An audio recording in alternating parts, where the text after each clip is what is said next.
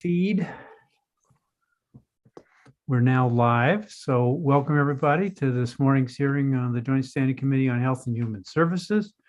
We have 4 bills on our calendar and a 5th that we'll be taking off the table for consideration. We also have some language of prior bills to be considered before they get finalized. We won't be taking testimony unless invited into the attendee or the participant status. If you feel like you have something that would help us improve a bill or need to make a point related to a bill, I'd ask you to put up your hands if you're in the on the attendee list, and we'll think about bringing you in. Let's start with introductions of the committee, starting with Representative Lemlin. Good morning, everyone. My name is Michael Lemlin. I represent House District 88, Chelsea, Jefferson, Whitefield, and Half an Oakbrook. Representative Stover.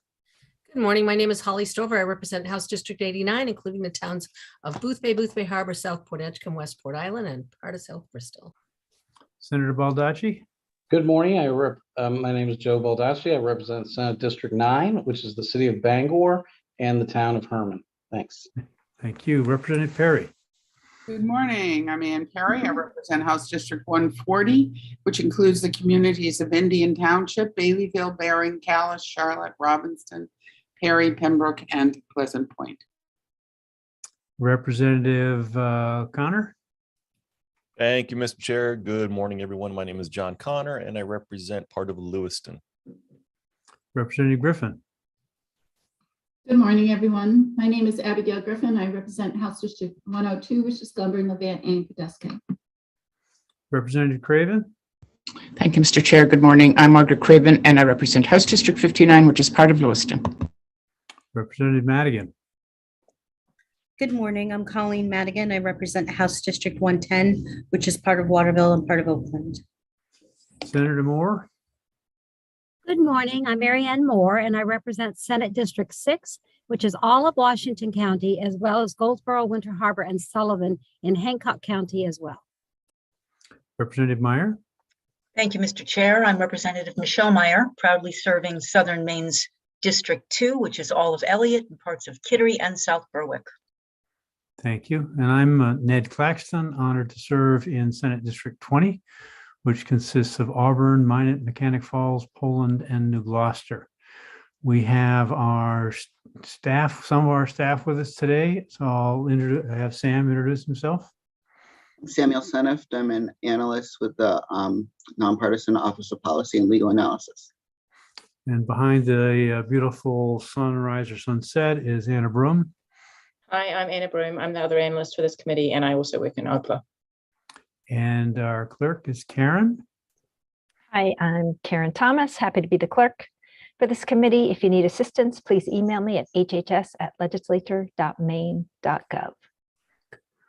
So we will begin with consideration of LD 1993, then go to 1994, then 1787, 1748, and then at that point we'll take 1825 off the table before we get to some language reviews. So starting with LD 1993, I turn to Sam. Senator, I'm going to go ahead and share my screen.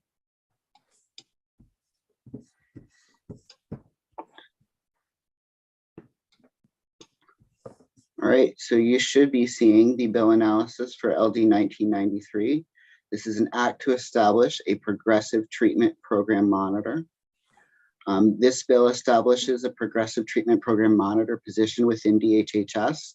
The duties of the monitor include developing and delivering standardized training to PTP stakeholders, ensuring that patients' rights are maintained, that PTPs are based on adequate risk assessment, and that treatment is appropriate and coordinated, collecting and reviewing data on PTP outcomes statewide, and submitting recommendations to the legislature regarding needed changes to laws governing the PTP program.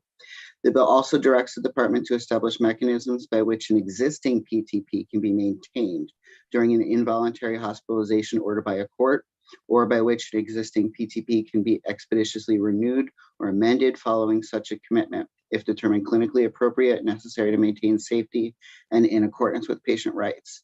By November 1, 2023, the department must make recommendations to the Committee of the Legislature having jurisdiction over Health and Human Services with legislation necessary to achieve goals.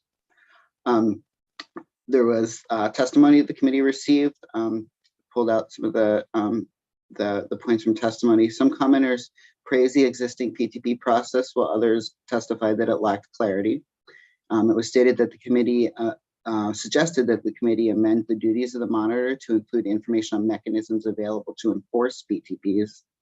It was suggested the committee include language to clarify that PTPs can be renewed more than once on an annual basis when appropriate.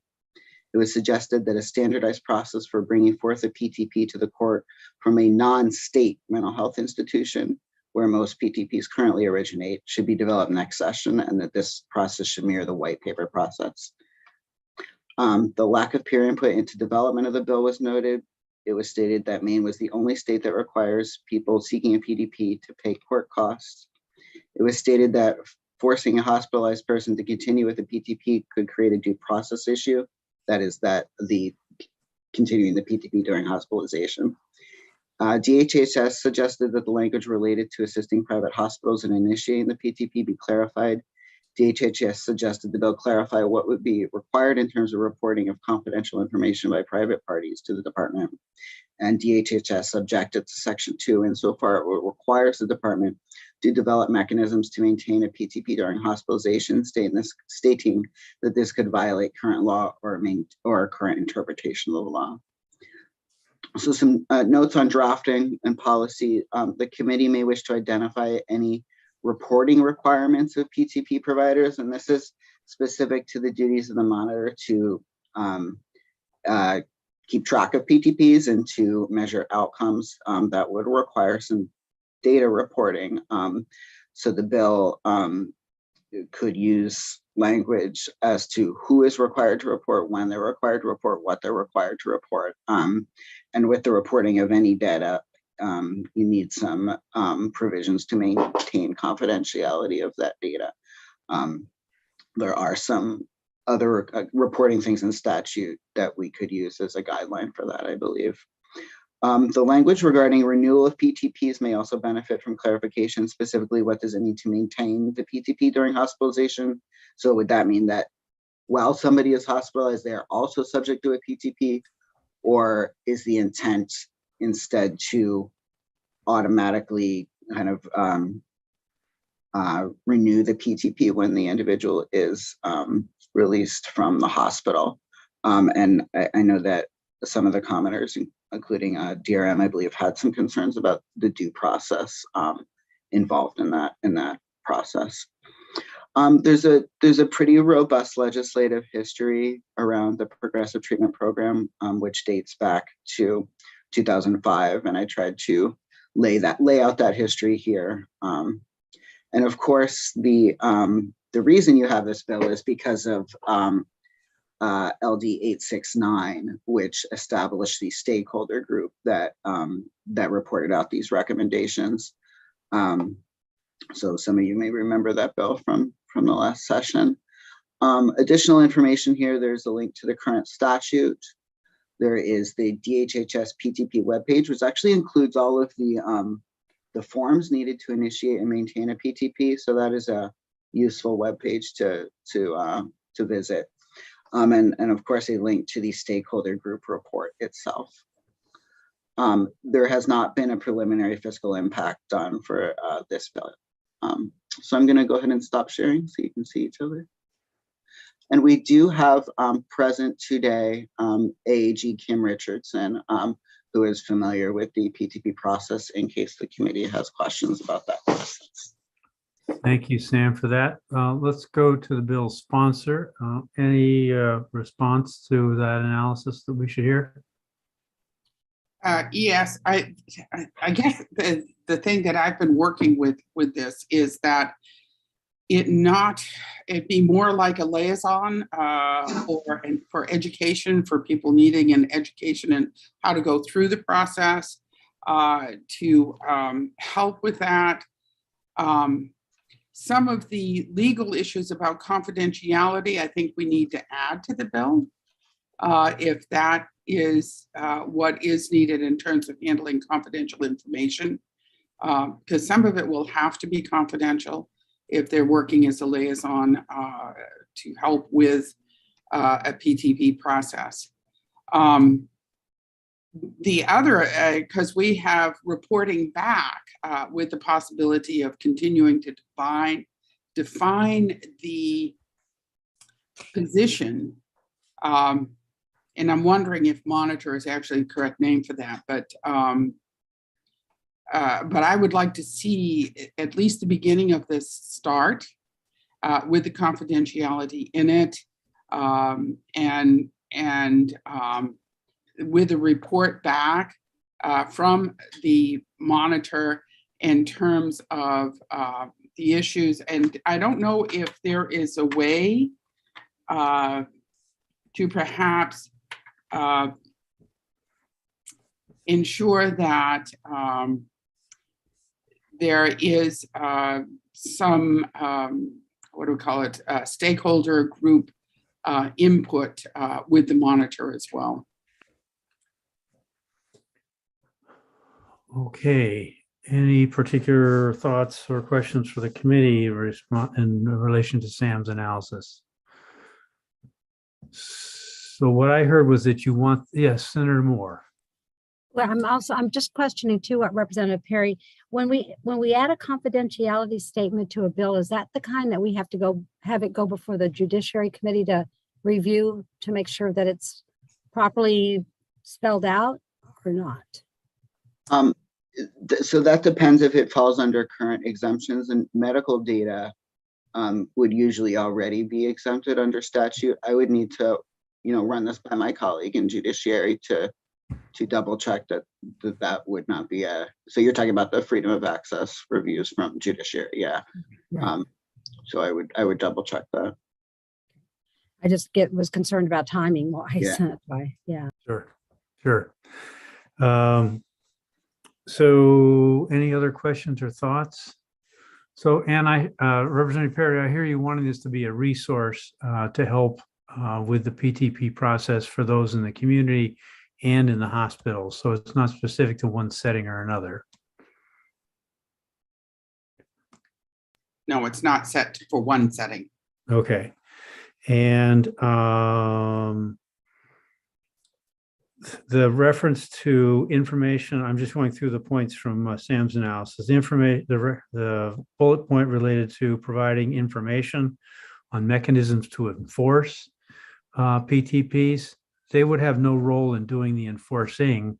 They might be able to summarize what the options were for somebody who called them and said, I want to do a PTP, or I've got a PTP, now what do I do?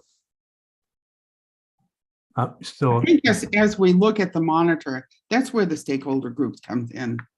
If you're talking about enforcement, I think that has to be with a stakeholder group, and that enforcement mechanism is not what a monitor does. Yep. Okay. And another point was about annual renewal of PTP plans. As I understand it, it's in the statute already that they can be renewed annually. So we're not looking for a statute change unless there's a recommendation from the monitor, for instance, that this would be a big help. I think the things that we were looking at, and that this is in the group, is that if a person gets hospitalized while in a green paper PTP assigned process, that the ability to go back to the same PTP when out of the hospital, if it's still within that range of the time, that 1 year time that has been assigned to the process. But again, I think at that point, that is something that probably needs to be clarified, not necessarily here. I'm wondering, it's something that may be worth working with the stakeholder group to come up with something that is agreed on by all. And because we're not going to solve all the problems. There was disagreement among the committee that was working at that as to how far one would go. Before we ask Dr. Bader to weigh in on some of the points we've made, do you want to try and clarify what you have in mind as a stakeholder committee or stakeholder group or advisory council? No, because I just thought of it. Okay. Well, let's go to Dr. Bader, and you had some comments on what we've discussed so far, did you? Welcome. Very briefly, thank you very much for asking for my input. I did have a couple of comments. One is that I think with respect to enforcement, just to address Representative Perry, I think a lot of the, there's a lot of confusion regarding enforcement of progressive treatment plans. But I think that if a monitor is established or a liaison, I agree with Representative Perry that monitor may not be the best title for this position, but if that is established, a lot of that can be cleared up in the training process, the training piece of this, because the statute is explicit. It is a complex read, but if trainings were undertaken to really clear up that confusion, be available to kind of consistently reinforce what the statute actually says, I think a lot of the enforcement questions would be clarified and alleviated. And the second piece, the only other thing that I would say with respect to the mechanism of maintaining a PTP during hospitalization, I think that we're interested, I think if a monitor position is established, the monitor could recommend to the legislature some things that the legislature could consider to amend the statute with respect, because the statute is unclear, admittedly, with respect to PTPs being maintained during involuntary hospitalization. And certainly the monitor could make some recommendations after a period of time to the legislature to amend the statute. It's really, I don't think the department can establish mechanisms that run contrary to the current statute. The current statute's pretty clear or is silent. So I think I would recommend clarifying the language in section 2 to suggest that what the expectation would be is for the monitor to recommend to the legislature some ways that the statute might be able to be amended to address that question. It's really the department can't do that on its own, from my perspective. Okay. Thank you. Thank you. So that addresses the issue that Sam raised about PTP in the hospital. In my mind, it's at least suspended. And in most practices, you get a new one when you come out of the hospital. That's generally the way it's been done. Is that a fair summary, Dr. Bader? I think in practice, when someone is district court committed, what we refer to as a white papered into the hospital, that you can't be committed twice in two different by two different mechanisms. And so the district court commitment, the involuntary hospitalization by a district court commitment, would supplant the PTP. And then in practice, the PTP has either been reestablished, re-upped after the hospitalization is concluded. And I think DRM's point is that I think it's all subject to revisiting, because it depends on how well the hospitalization went. It depends on the, what the needs are post-hospitalization, and that may just by necessity require either the PTP to not be renewed or renewed and amended in some different way. Mm-hmm. Mm-hmm. Okay. One of Sam's other points was peer input, and that might be addressed with some sort of advisory council. Before we go down too far down that road, can I ask Molly for any feedback about where we are so far in considering this bill? Sure. Thank you. Good morning. I'm Molly Bogart, Director of Government Relations for the Department of Health and Human Services. I do Dr. Bader has made a lot of the points that we wanted to make sure you were thinking about. Something else that we want to flag for you is that there's a lot of detail in this statute, and we really feel that this position would be better served by having more latitude to fill the needs that are identified by providers and stakeholders and clients.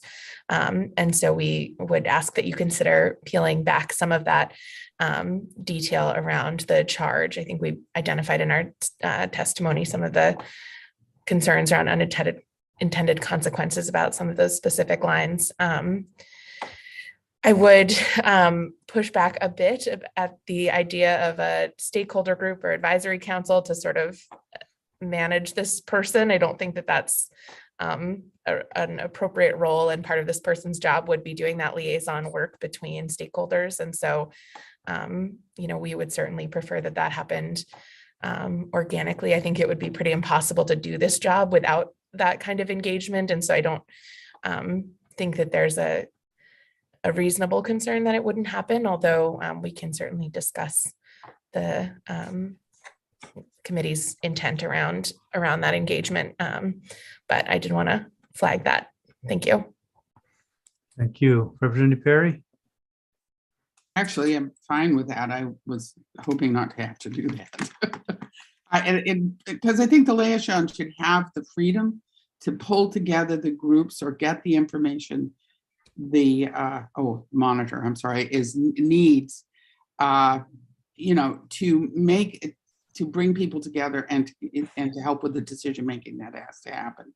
And then we're asking for a report back to the committee as well with recommendations. So I'm hoping to keep it as open as possible so that this monitor can help actually work on dealing with the issues that are so confusing around this and help bring a continuous work at bringing greater understanding and parameters around the PTP green paper process. Does that sound like more what you were thinking the department was thinking, Molly? Look for a nod from Dr. Bader, but that seems right in line with my thoughts. Yeah, thank you. Okay. All right.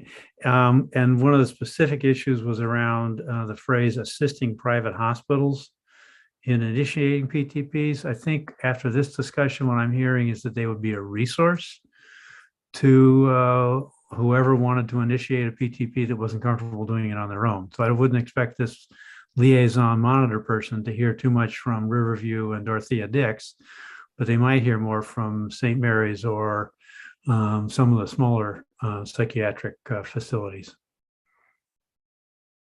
Molly?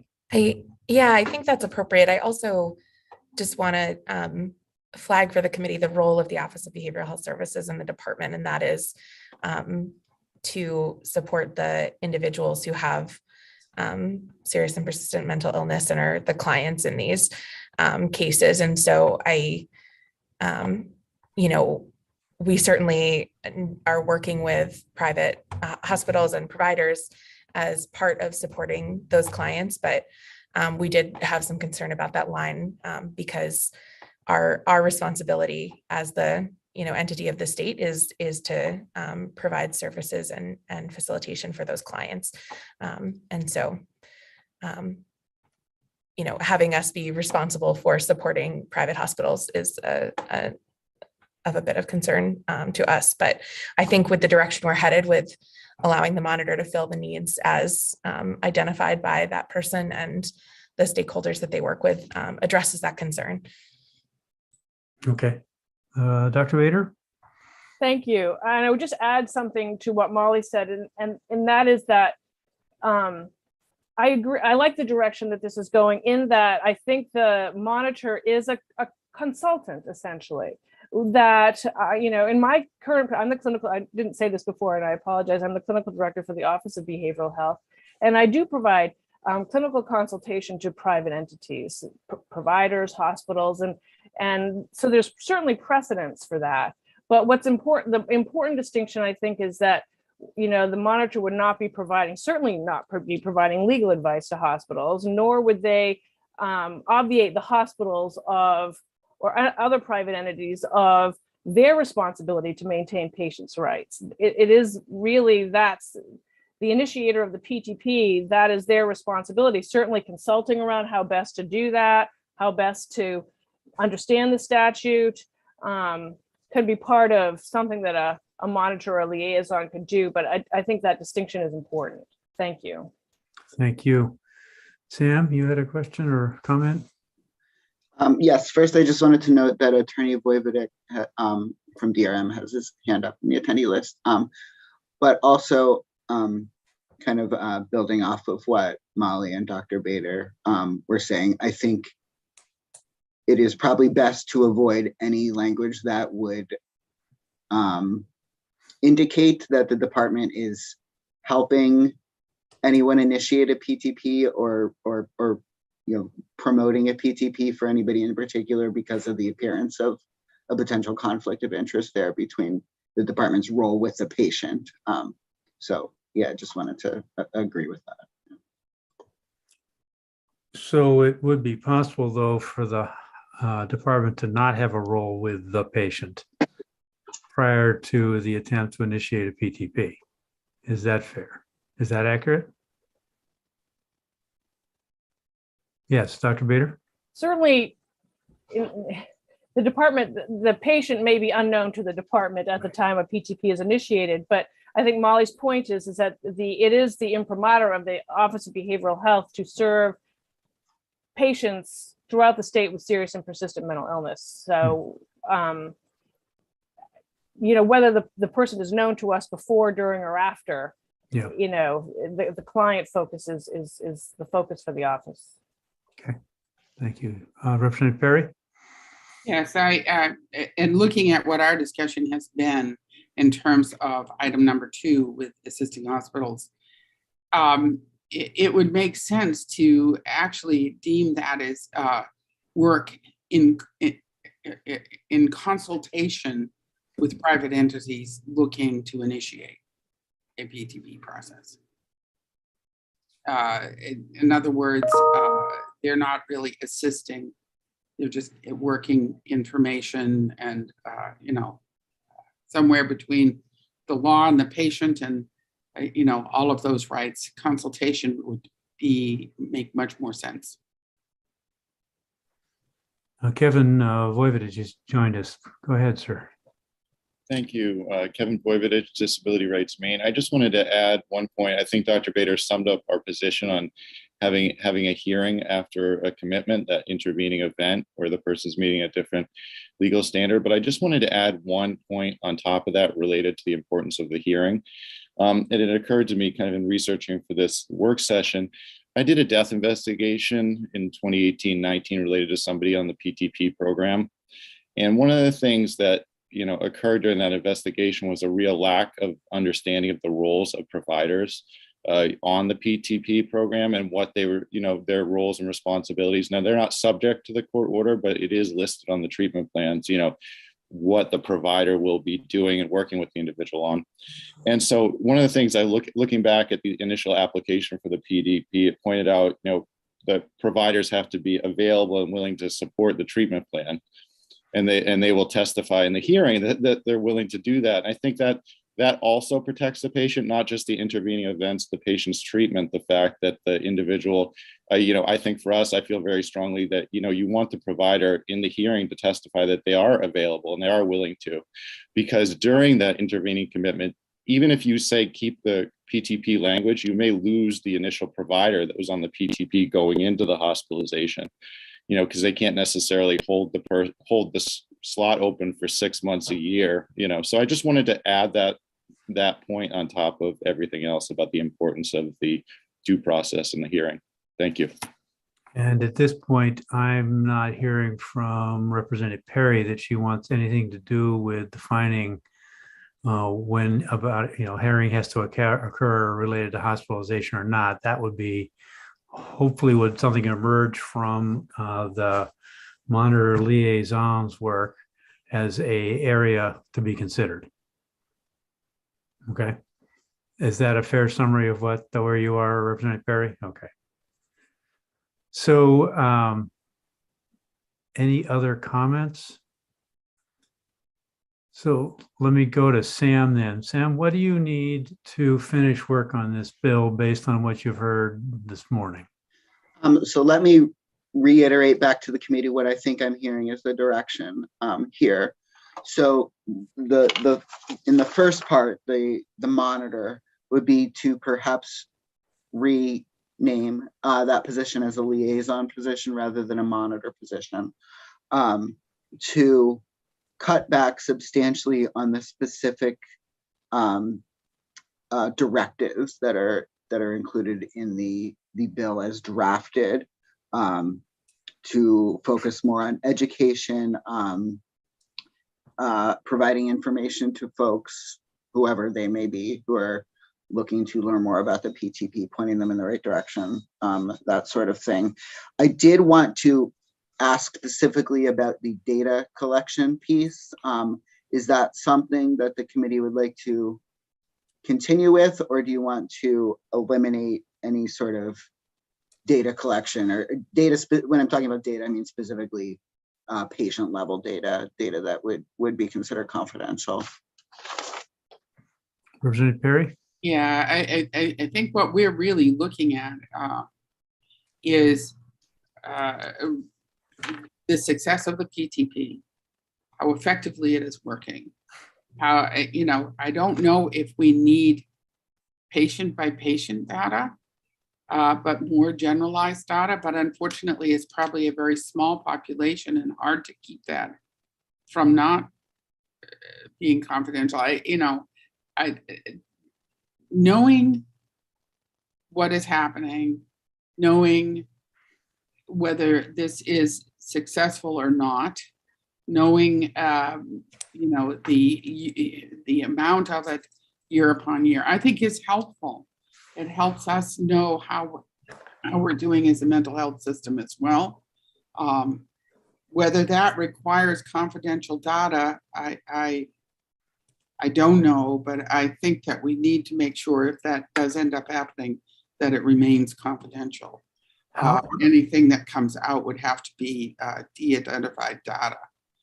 How would you feel about tasking this person, this monitor liaison, with developing a plan on how to track, process, and outcome?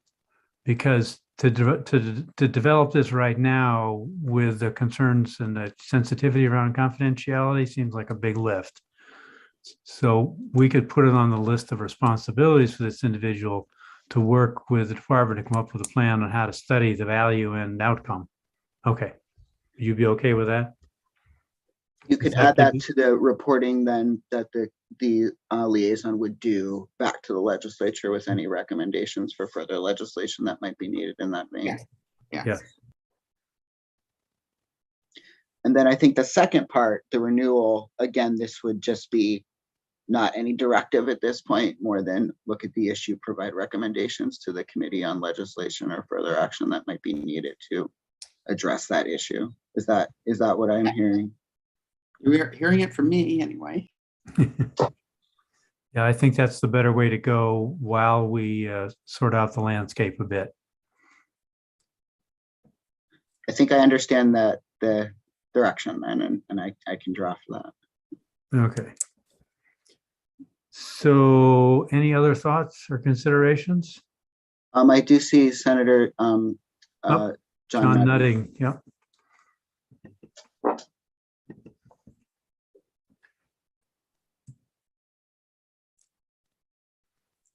Senator Nutting will be joining us shortly.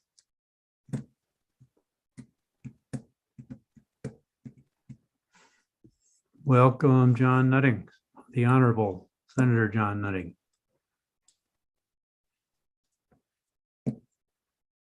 It looks like you're in the participant list, sir. It looks like now we can hear you, but we still can't see you if that's important. You don't look like John. You don't look like John Nutting. No, I'm not John Nutting, and I'm not sure why it's showing me up as John Nutting. I'm Henry Skinner with the Maine Association of Psychiatric Physicians. I don't know if you want to recognize me or not. If you have something that you can help make this bill better, then we'd be willing to hear from you. The trouble is we have 3 John Nuttings signed up in our attendee list, and we guessed wrong. Yeah, I had one thought. This did come up at the public hearing. As it currently stands, the green paper, which is the enforcement mechanism, authorizes hospitalizations of a person entered into a PTP for up to 24 hours. And I was wondering if the committee would consider extending that to 72 or 96, because admitting someone to a hospital for 24 hours really isn't long enough to do them any good. And thanks for entertaining that idea. Thank you for that. Before we go to Dr. Bader, would the real John Nutting please put your hand up so we can let you in to the, or have you joined us in the panelist list? Dr. Bader. Oops, I can't hear you yet. Sorry, thank you. Just in response to Dr. Skinner, there was a lot of discussion in the PTP group about this, but I don't see that as the purview of this bill. I think that that's a separate endeavor altogether with respect to amending the existing statute. So I guess I would just comment that seems certainly beyond the scope of what a liaison or a monitor would tackle. Thank you. Thank you. We have been joined by the Honorable Senator John Nutting, and there's still two more John Nuttings in the attendee list. Welcome, sir. Sorry about all the John Nutting confusion. I'm actually the seventh, and my son is the eighth, and my grandson is the ninth. But it's fine until you get to credit reports being mixed up. But anyway, I'm in support of the discussion the committee has been having. We parents regard the PTP program as a compassionate care program for those that have had so many hospitalizations and jail terms beforehand. As Dr. Bader alluded to, there is confusion about the green paper statute. Even this week, we had some confusion amongst some providers about what are the green paper rules. And so I like the reporting back of recommendations. The only concern I have is because it is a confusing situation, having the report back be November of 23 to parents out there and to medical professionals, that is a long, long time to continue the confusion that we currently have. And just wanted to throw out there for committee's consideration, having something like a January 1st, 23, so that it's not quite so long. And I believe the department would be able to meet that timeline for ending, for clarifying things. That's all. Thank you. Thank you. Molly, do you want to take a shot at that since we just gave you some homework? I might actually ask Dr. Bader to respond if she doesn't mind. I apologize. What we're discussing is the time frame for reporting back to the legislature with plans for this position. I mean, make recommendations. The department must make recommendations to the Joint Standing Committee with legislation necessary to achieve these goals as they are stated in the summary. So this would be something that we would want the person who is hired for this position to have some time under their belt to, work on these recommendations, of course, in partnership with folks like Dr. Bader and across our team and the folks that they'll be working with in the position. I think trying to play out if this gets funded, I assume it will be enacted either with the budget or off the table, and that will change when the position becomes available to us, depending on whether there's an emergency on it. And then we would need to go through the HR process of hiring, which often takes a few weeks, if not longer. And then I imagine we would want that person to have maybe a year of work to get up to, at least to get up to speed and work with the players. And so to me, that would be, say they get hired by the end of this year, January 2024 would be a reasonable time frame for them to have some time on the ground and come up with these, do this analysis and have the experience to inform the recommendations.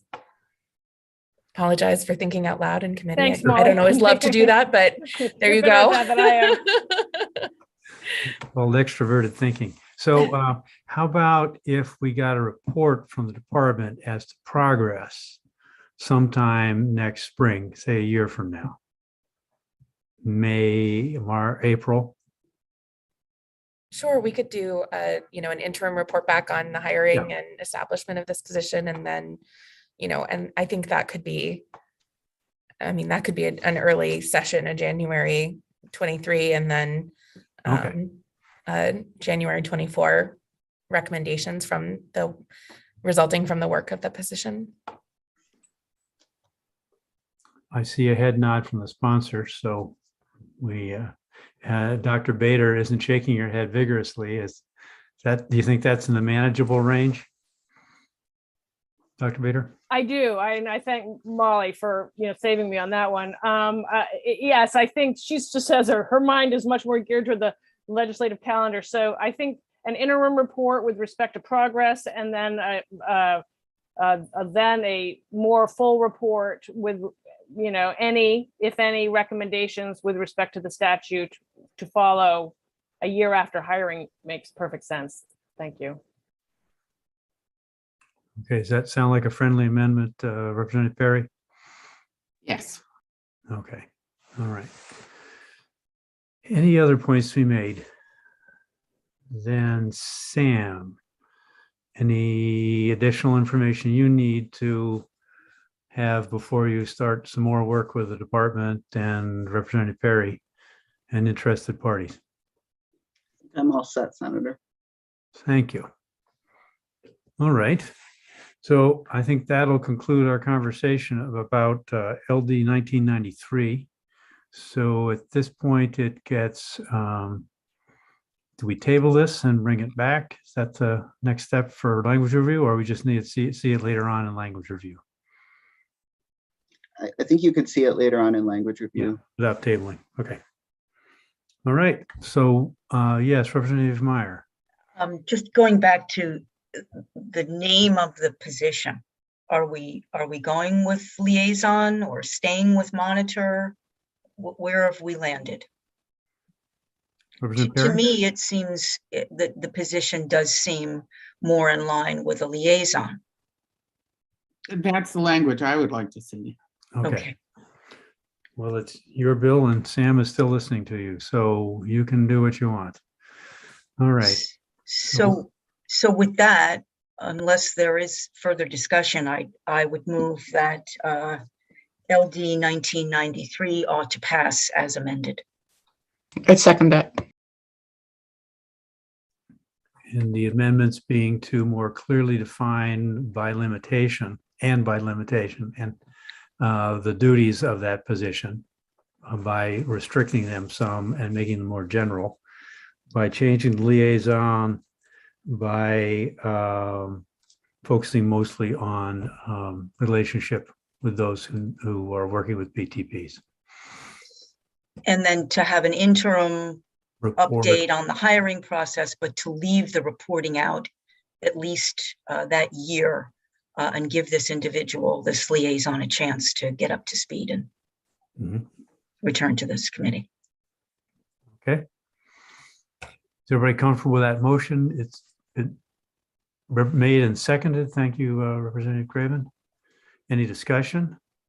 Then all those in favor of the motion ought to pass as amended.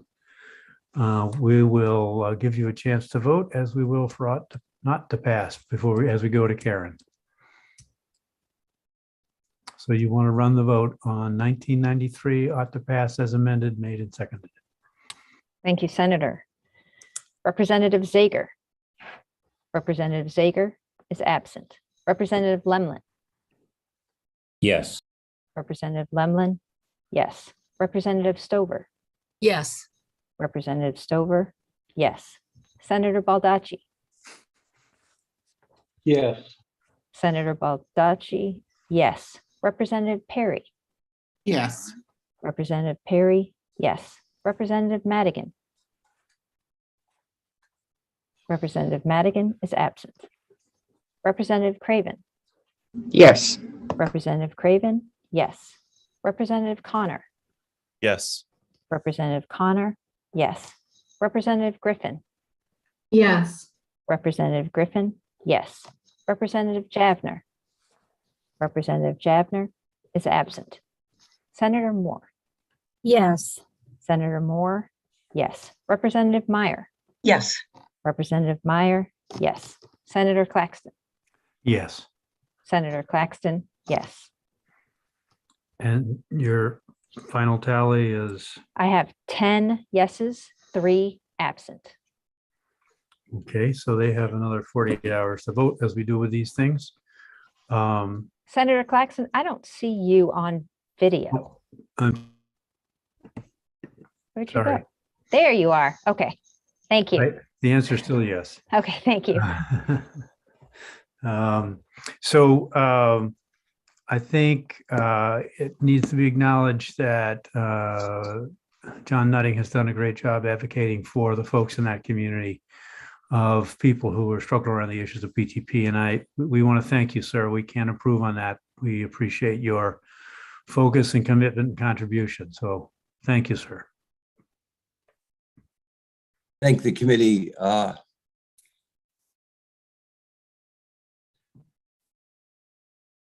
Very much. It's a very difficult subject for hundreds of families, but hundreds of families have seen their loved ones, once they were on a PTP program, begin to have successes in their lives, and previous they weren't. And so that's the driving force for all the families. So again, thank you very much.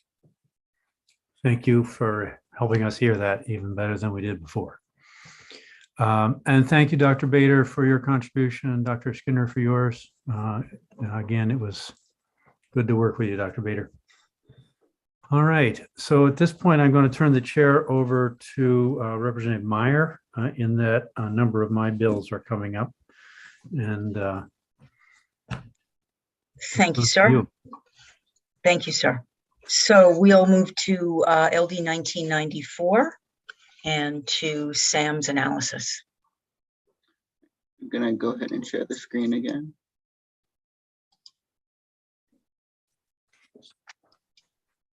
All right, so you should be seeing LD 1994, an act to establish the Progressive Treatment Program Fund.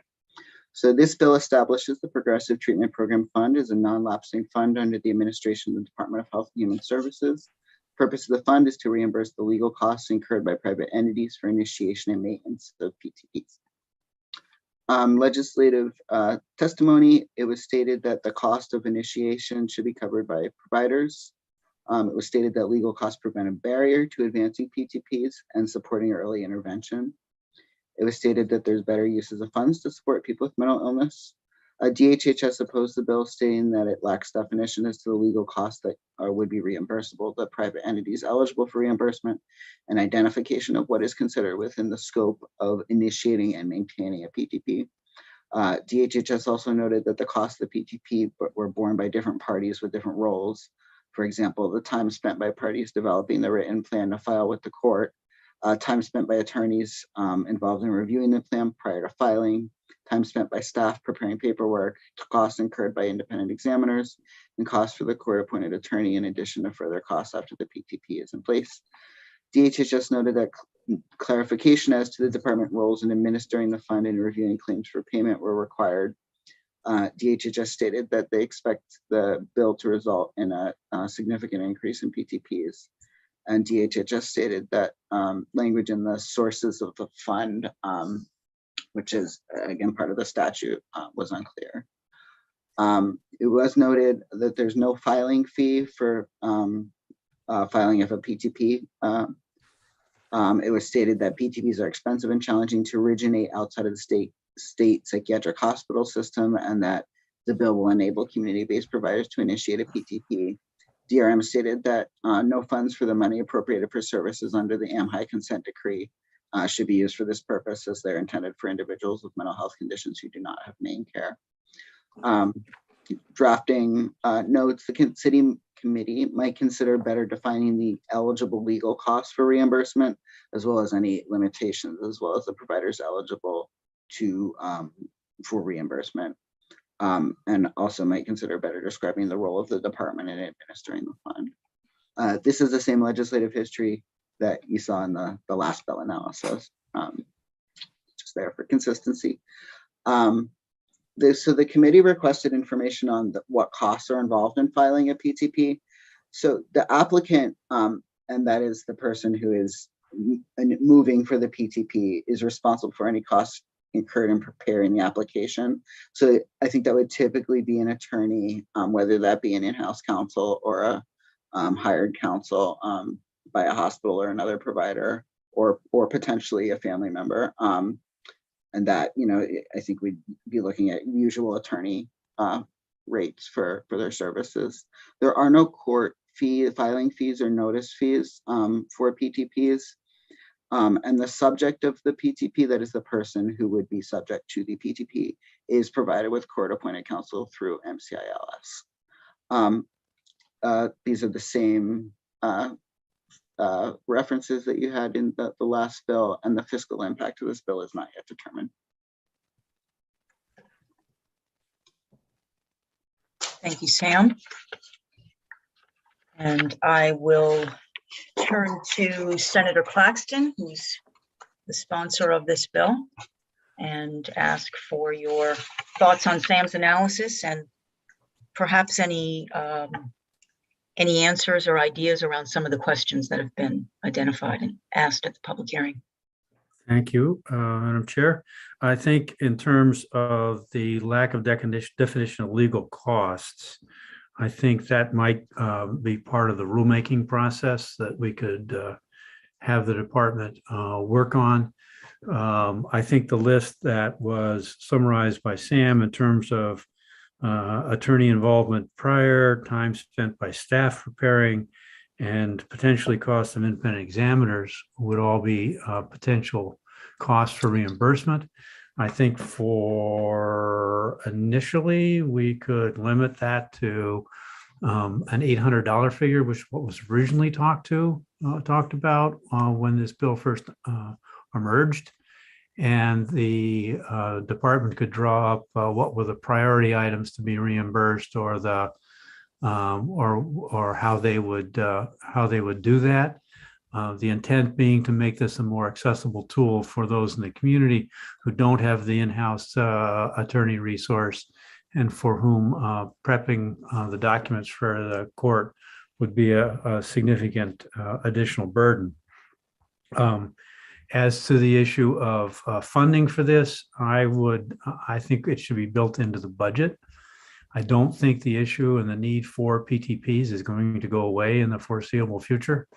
And it should be a fairly steady demand over time for the folks with significant mental illness and the needs of the families in terms of getting these people the treatment they need. So I would put it in the budget.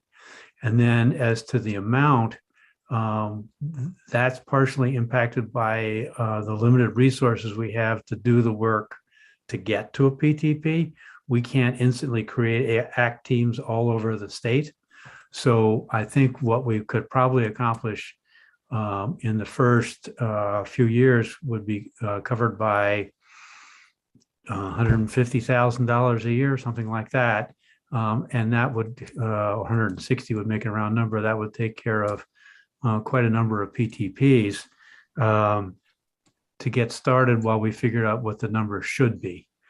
So that was my thought about the budget piece. Thank you. And as far as DRM's concerns about consent decree monies, there was no intent to touch that. So we can strike that bullet as a concern, or as an interest of mine and a concern of theirs. Thank you. Thank you. Does that raise any questions from the committee?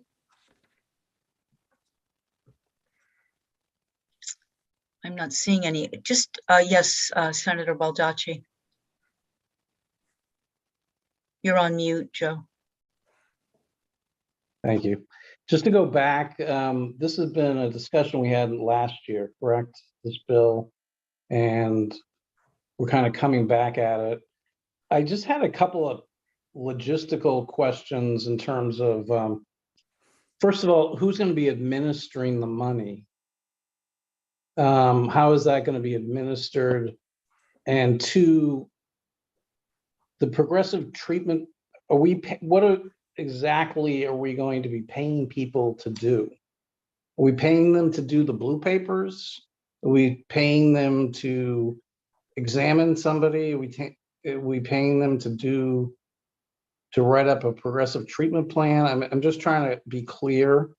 And I know it's been a while since we had public hearing previously on this issue. So I guess if Senator Claxton or others could just give me some clarity on that, I'd appreciate it. The intent for the fund is to make the court application more accessible for anybody who wants to initiate a PTP. We have a number of community resources or community entities that in statute are allowed to initiate the PTP process, but the barrier is the cost of assembling all the paperwork to get ready for the court. This is all pre-court. Once you hit the court, my understanding is the majority of expenses are covered. So this is the copying the endless document, documenting the psych evaluation that makes this make sense, reviewing the patient's history and accumulating that so that you can see they've been in and out of jail 10 times, up to review a number of times, and have gotten in trouble and they're on a path that needs to be interrupted with PTP because they have anosognosia. So this is pre-court preparation work that, like in my community, Tri-County Mental Health has an ACT team, but doesn't have the resources to put together the package that needs to go to the lawyers. That's my understanding. But Dr. Bader may have some additional thoughts. Dr. Bader. Thank you. I just think it's important for the committee to understand that there is the build up to court, as Senator Claxton noted, certainly. And then PTPs are very often amended, which requires more court, and they are re-upped at times, which requires more court. And so there's a lot of junctures where there is a fair amount of work from, for example, with the state hospitals, the AG's office represents the state hospitals on these, and it's a lot of work. And I'm bad at math and I'm not a lawyer, but I would suggest that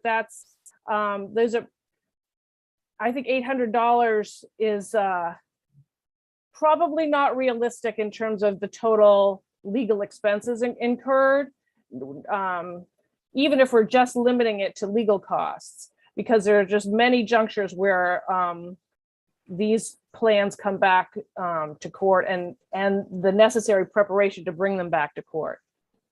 I just wanted to thank you. Thank you.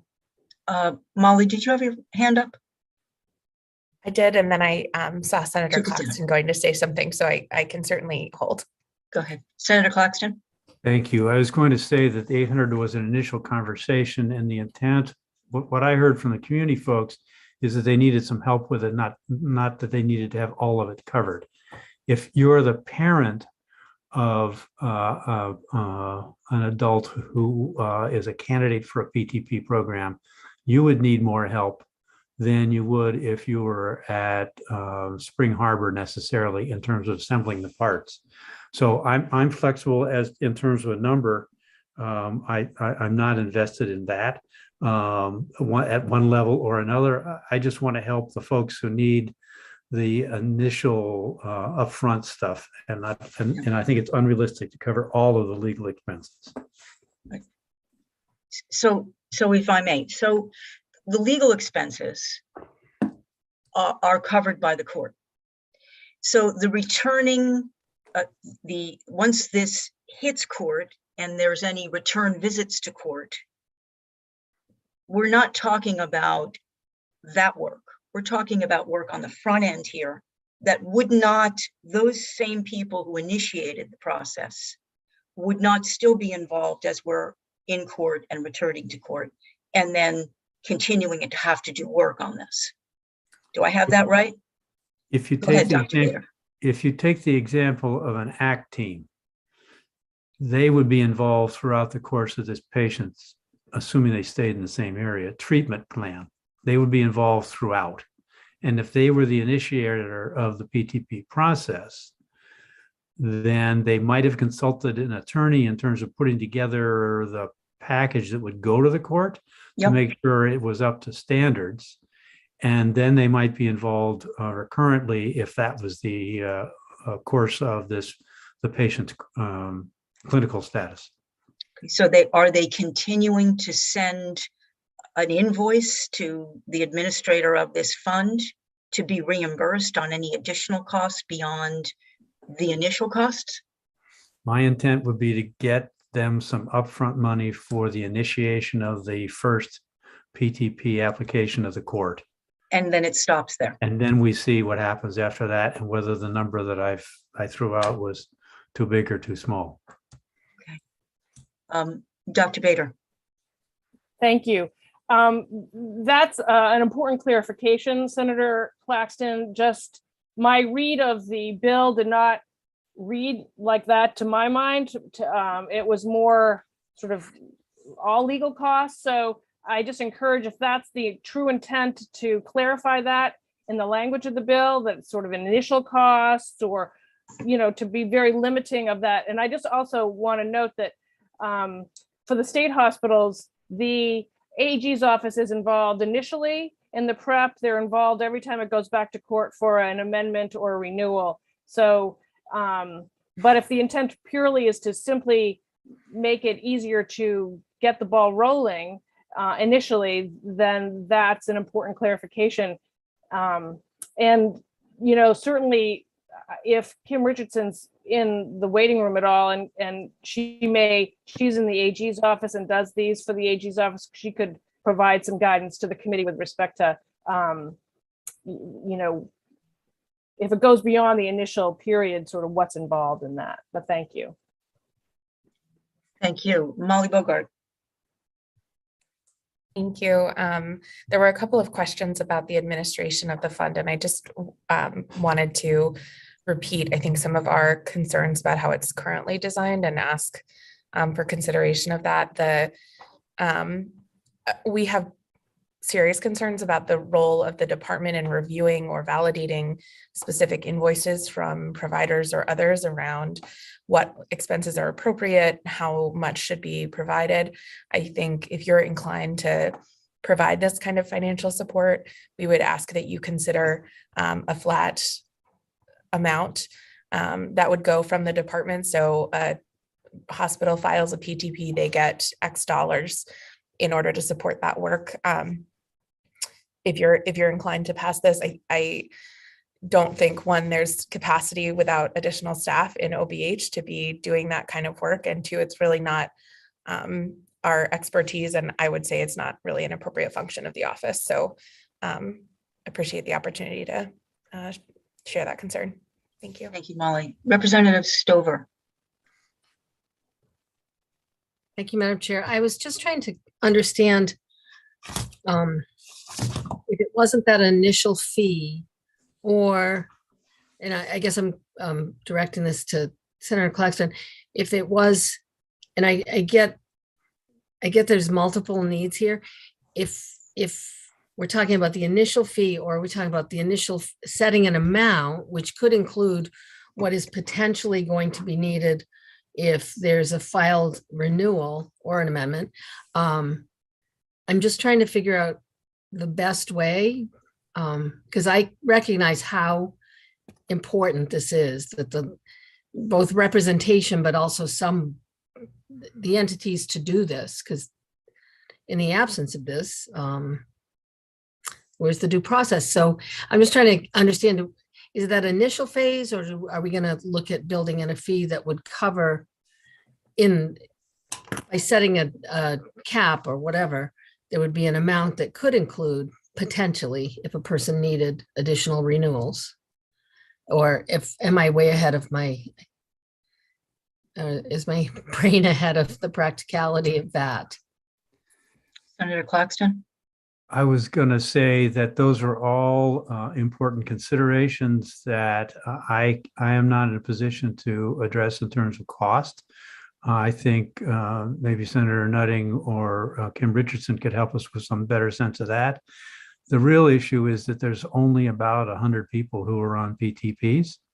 And if we could double that number, we'd be helping another 100 or so. So my thought was that this would be the initial fee, that you knew if you needed help applying for a PTP, you could get this money from this fund. And the reason it's housed in HHS, as uncomfortable that is that nobody else wanted to house it, and we can't put it in HHS committee. So that's why it ended up at DHHS in my thinking. But I will defer to people who know more about the legal process and fees than I do. AAG Kimberly Richardson's joined us. Did you want to comment on anything you've heard here thus far? I'm certainly happy to outline the process as it works for the state hospitals, in which the AAGs represent the superintendent, if that would be helpful for the committee to understand the mechanics of what goes into preparing the application and an extension application with respect to my office's involvement. I think that would be helpful. Thank you. Okay. Well, good morning, Senator Claxton and Representative Meyer and the committee. Thank you for your question. The initial stages of the PTP involve the application, notice to the patient, and the treatment plan. Riverviewer Dorothea Dix develops the treatment plan, which is then reviewed by myself or one of my colleagues in our office. The hospital completes the paperwork to file the application and files that with the court. And then the court takes care of notifying the patient and all appropriate parties, assigning an independent examiner, assigning counsel for the patient, all of those other procedural steps that in the process. An assistant attorney general will appear at the hearing to represent the superintendent on that application.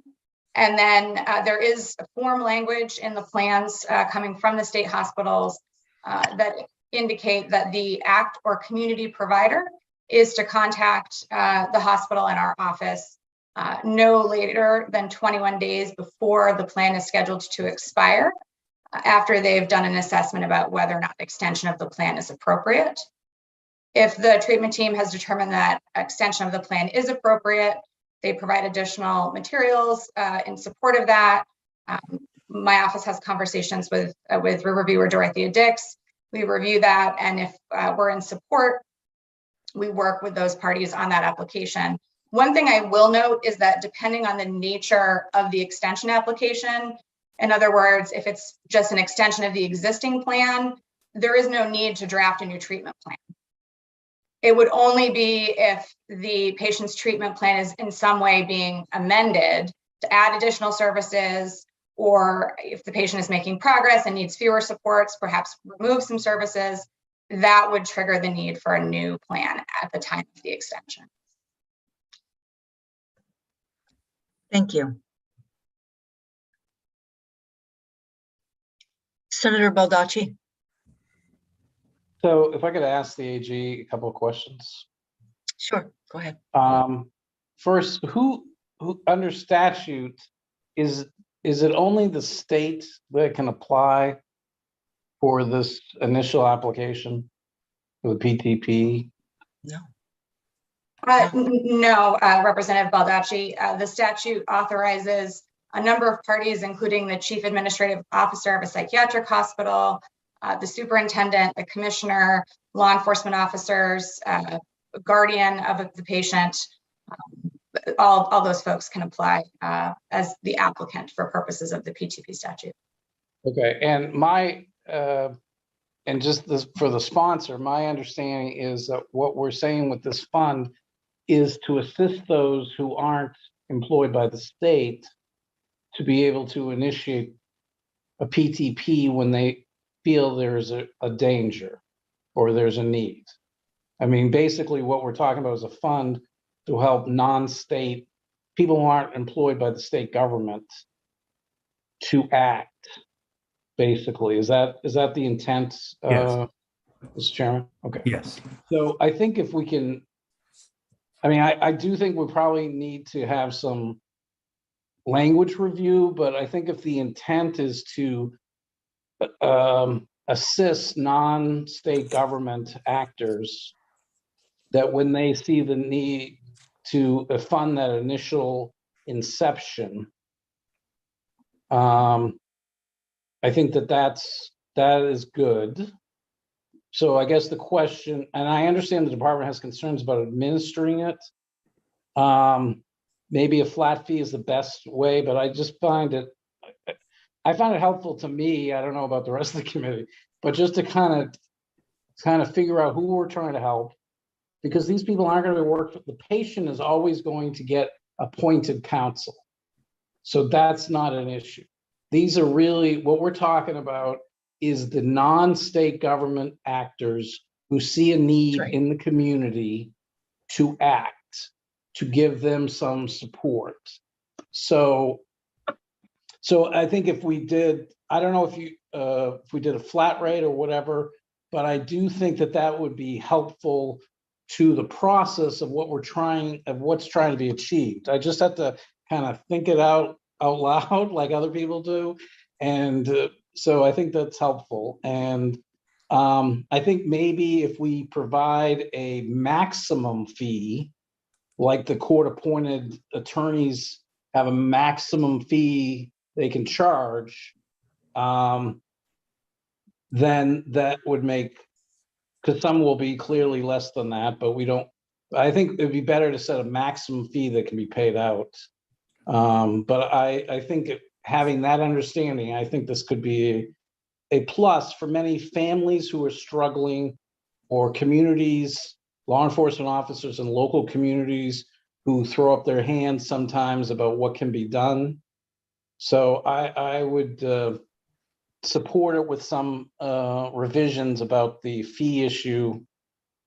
And it should be better clarified in the statute about who we're trying to assist.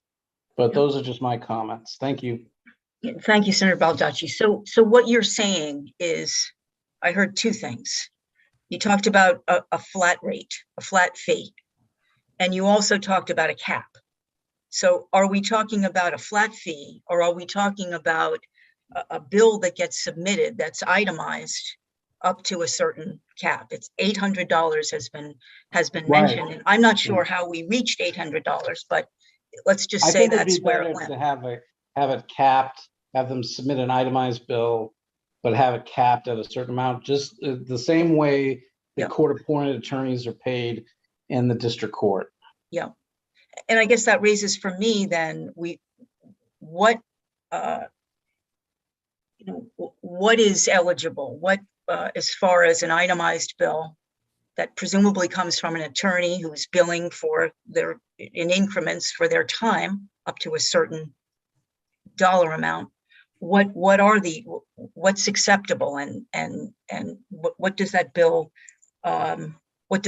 look like?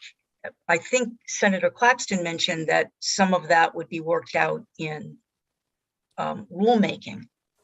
And I guess I have to wonder, are we again asking the department to do something that perhaps is not within the scope of their role?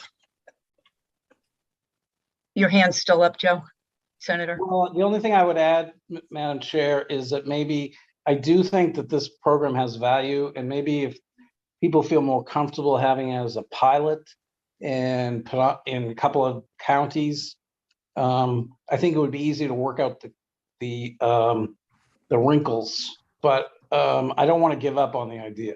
That's just me. Thank you. John Nutting, welcome.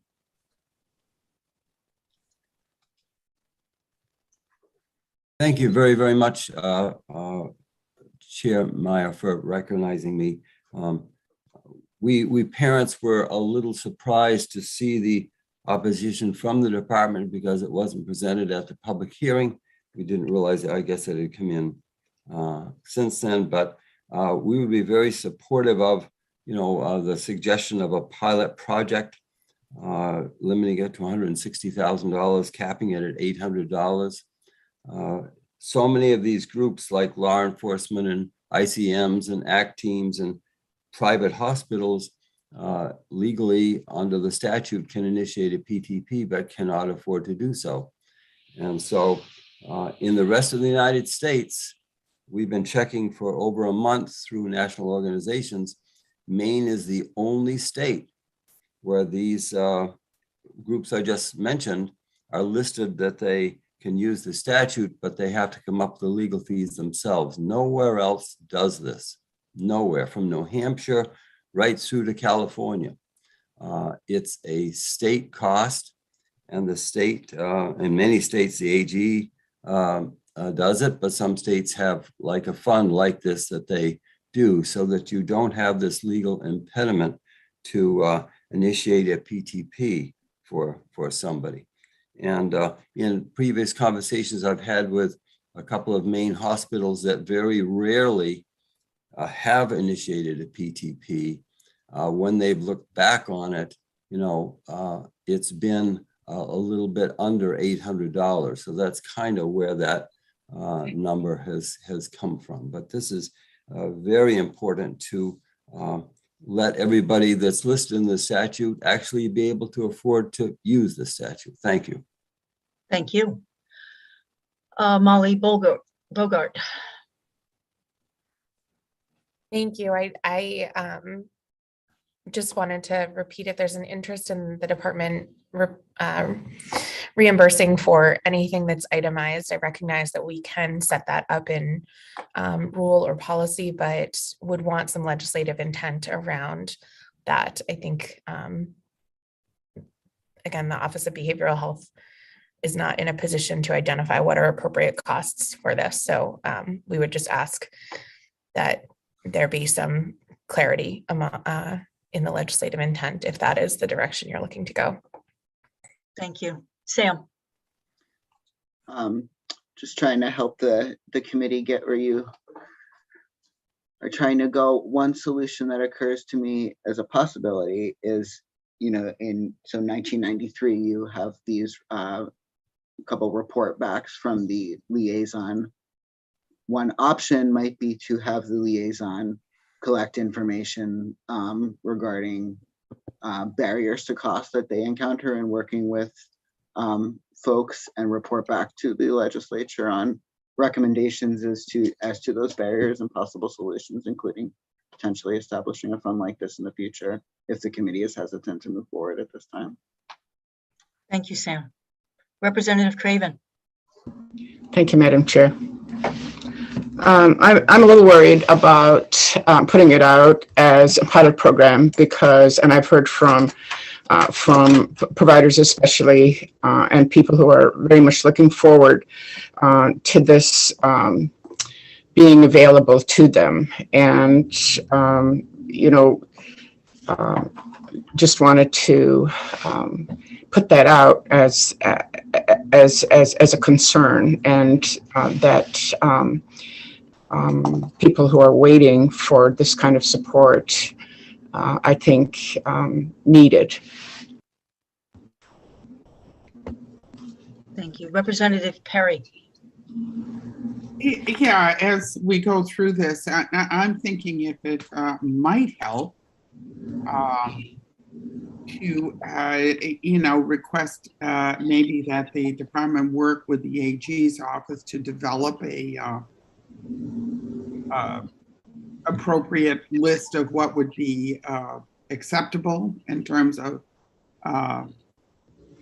the legal costs on that part of it, and whether you want to involve the liaison in this or not, I don't know. Was there any discussion in the stakeholder group about this issue in particular?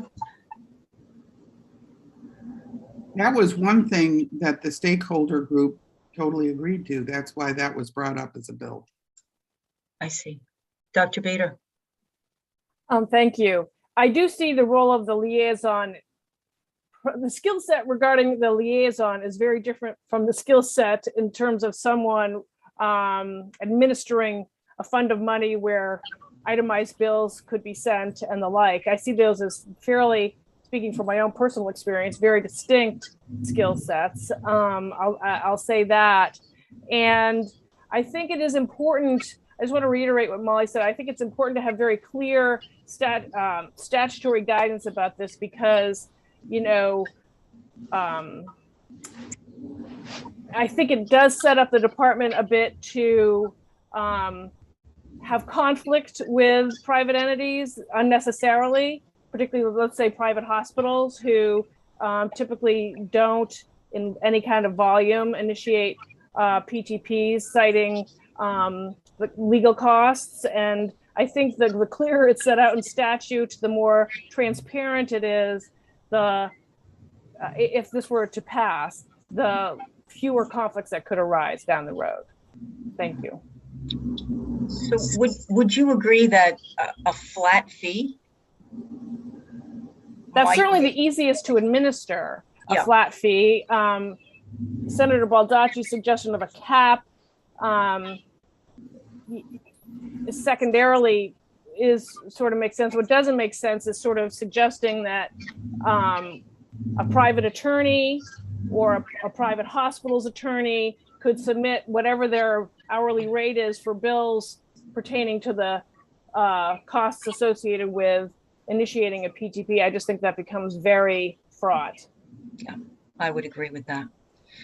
So circling back to Senator Claxton, your thoughts on many of the ideas that have been presented here and some of the so I would avoid the use of the term fee, and I would agree that to set an $800 cap per application per PTP application is probably the way to go.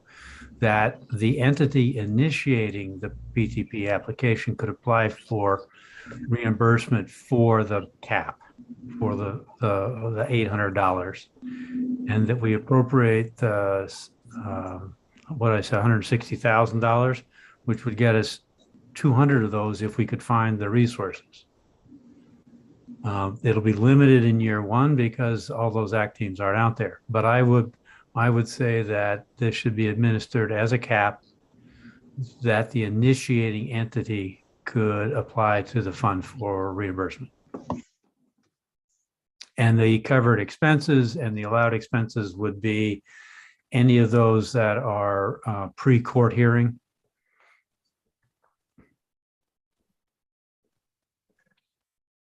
Molly Bogart, did I see? Yeah, I do. I did just, and Senator Claxton answered that a little bit. I wasn't quite understanding if he was saying, at one point you said to receive the cap, and I didn't know if you meant 800, up to 800 or 800, I think. And then you added the clarification on what would qualify. And so that would be helpful. I think also having it clear in statute what happens if that fund is expended would be important for the department. So is that fund limited such that if people bill and that $160,000 or whatever the final number is expended by January of the state fiscal year, does that mean no additional monies go out, or is there some sort of management otherwise that's expected of the department? If that's directed to me, the answer was that this is the maximum amount in that allocation line. And we live with that until we get a chance in the budget process to make it larger or smaller, depending on what we've learned in the meantime. So there would not be any obligation beyond the 160, the way I think of it. It doesn't just get replenished. Well, whatever's there is there. On an annual basis. Right. Unless it turns out it's not necessary. Senator Moore. Thank you, Representative Meyer. I guess Senator Claxton, again, the question still comes up. Who would actually be paying out the reimbursement for that? Which, where would that go? Who would be handling that? Well, mechanically, I think it would be supervised by HHS and administered by DAS probably. But I don't know how that works internally. Okay. Yes, Ms. Bogart. Just to that, we do have a number of state funded services that are funded directly out of the departments. I'm not sure whether or not we would need to. The money would come through DAFs, but I think we could remit it through the department. But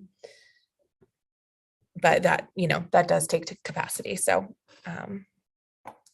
it sounds as though the expectation is that the department will be doing the funding. Thank you. Senator Baldacci. Have we gone through the Maine Commission on Indigent Legal Services on this, and whether or not we could do a contract with them or with a private entity to handle the administration of this? The Maine Commission on Indigent Legal Services would make the most sense because they already have a system in place. But I see Sam has his hand up, so I'm sure he has an answer. Go ahead, Sam. So MCILS provides representation to the individual who is the subject of the PTP. So I think any involvement on the side of the mover would be a conflict. Well, I mean, they represent people on all sides of a case who have conflicts with each other. They're just paying them. So them representing people who have conflicts with, they're not representing, the commission doesn't represent anybody. They are the administrator for the money. In a child protective case, for instance, they'll pay for counsel for a mom and a father who could be completely at odds with each other. So them representing people who are at odds, them paying people who are at odds with each other is not a barrier for them. I just think they already have the administration. They already have the system set up without creating the wheel again. And I hear the department's resistance. So I would like to hear, before we act on this bill, I think, and I don't know if we can table it till Monday or sometime next week, but I would like to know if they could handle it under a contract or not, because they already have a system in place. And I hear the department's total resistance to it, and I understand their objections. So that's just what I would offer. Thank you. Thank you. Senator Claxton. And I don't see a role for indigent legal services in representing Tri-County Mental Health, for instance. It's a not-for-profit. It's an entity, not a person. Right. And it needs, we're trying to address the barriers there, or the chief of police in the local community, or whoever who's having trouble initiating this process. And I don't see indigent legal services having either the capacity, as we heard from a hearing last week, or a particular role. But that's my opinion. Senator Baldacci, is your hand still up, or? Yeah, I understand they're not again, Maine Commission on Indigent Legal Services would not be representing anybody. They are simply the mechanism for the payment of the fee. So they're not going to be representing anyone. They're just a mechanism. But I understand your concerns. I'm just trying to be helpful because I hear the department's total resistance, and they already have a system in place for billing. And I would submit that we would be asking that organization to take over the administration of this fund and the same activities of reviewing and paying bills that we are asking the department to do.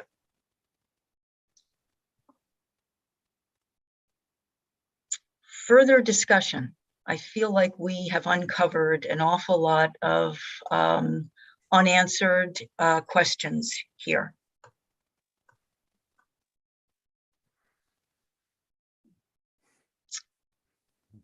I would entertain a motion in some direction. Madam Chair. Yes. I move ought to pass as amended. Okay. I will second that motion. And as amended, where are we at with this? What are we asking the committee to vote on? Sam, do you want to summarize that, or you want me to summarize my understanding? I'm not quite sure what version we're voting on. I would agree. Go ahead, Senator Claxton. So what I heard was the $800 cap and the $160,000 appropriation for a fund to be administered by the department. That's what I would understand as well. To cover initiating fees for a PTP. And not any of the extension applications that might arise. I don't think so for now. And the $800 cap is a flat fee, or that's an itemized bill that comes in to the department? Can be an itemized bill until we find out that we hit 800 every time, and then we can make it a one-time fee. Okay. And the determination of what the allowable expenses are is I think we have a pretty good list. It's pre-court application processes, which may involve activities around pre-court. Yeah. Attorneys and administrators and administration time. Okay. Molly Bogart. Apologize, it's telling me my internet is unstable. So if you're not hearing me, you're frozen. We can hear you, but we can't. All right. You might wanna just close your camera.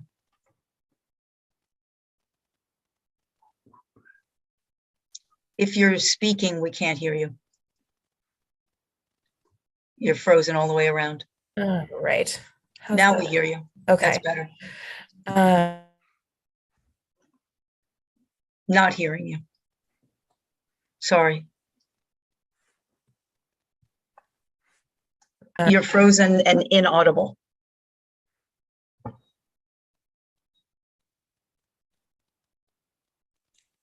Still. There you are. Okay. My goodness. Thank gosh it's Friday. Thank you. My question was just around appropriateness of cost. And so is there any expectation that the department is going to be reviewing those bills for whether or not it's appropriate? Or is the department going to be paying the bills that come to us and maintaining a record of the bills that we receive? The latter. Senator Claxton? The latter would be my preference. The latter. Thank you. Yes, Senator Nutting. Very, very briefly, I just want to make sure that the development of the initial PTP being covered by this pilot project is very appropriate, but I assume that means actually if Tri-County wants to initiate a PTP and they hire an attorney to do it and they develop everything necessary to present it to the district court judge, that this fee also covers actually going with Tri-County for the district court hearing. That's very important to actually not only develop it, but to actually be there in the court for this very first hearing. And the $800 that other private hospitals have spent to do privately and rarely, that has also included going with them to the district court hearing the first time. And my understanding is it wouldn't be as prescriptive as that. The intent is to give let Tri-County know that they will get reimbursed up to $800 worth of expenses, and they can spend it any way they want. If they don't need it for administrative, then it rolls over.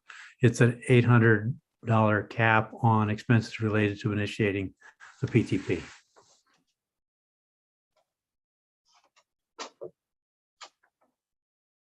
Any further discussion? We have a motion ought to pass as amended and a second. Seeing no further discussion, I would ask Karen to call the roll. Thank you, Representative. Representative Zager. Representative Zager is absent. Representative Lemlin. Yes. Representative Lemlin, yes. Representative Stover. Yes. Representative Stover, yes. Senator Baldacci. Yes. Senator Baldacci, yes. Representative Perry. Yes. Representative Perry, yes. Representative Madigan. Yes. Representative Madigan, yes. Representative Craven. Yes. Representative Craven, yes. Representative Connor. Yes. Representative Connor, yes. Representative Griffin.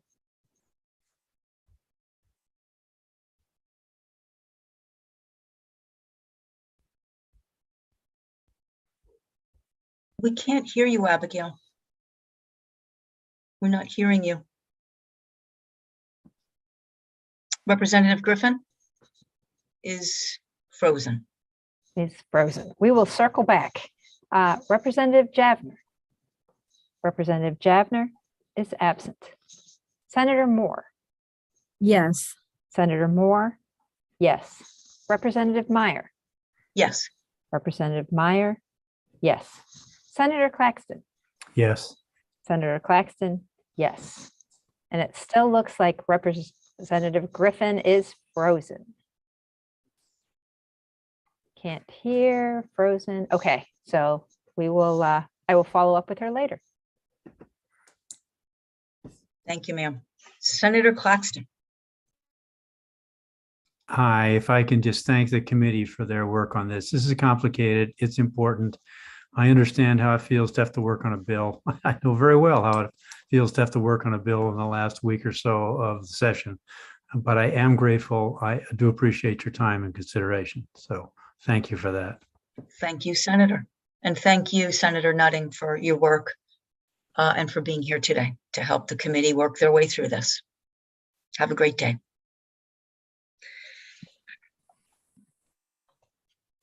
Sam, you've got everything you need there? I do. Okay. Okay, so we will move on next to a work session on LD 1787. Another bill brought to us by Senator Claxton. Ask Sam to present his analysis.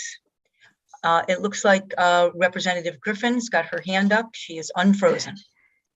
Can I just vote on the last bill? Yes, go ahead. Okay, and I was yes. Thank you, Representative Griffin. Thank you. So I'll turn it over to Sam on 1787.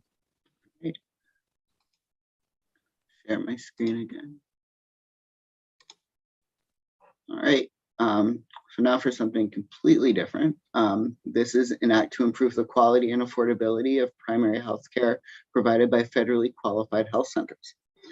As originally drafted, the bill provides that beginning July 1, 21, total main care payments for an FQHC may not be lower than the total amount the FQHC would have received in accordance with the payment method in effect on June 30th, 21, adjusted for inflation.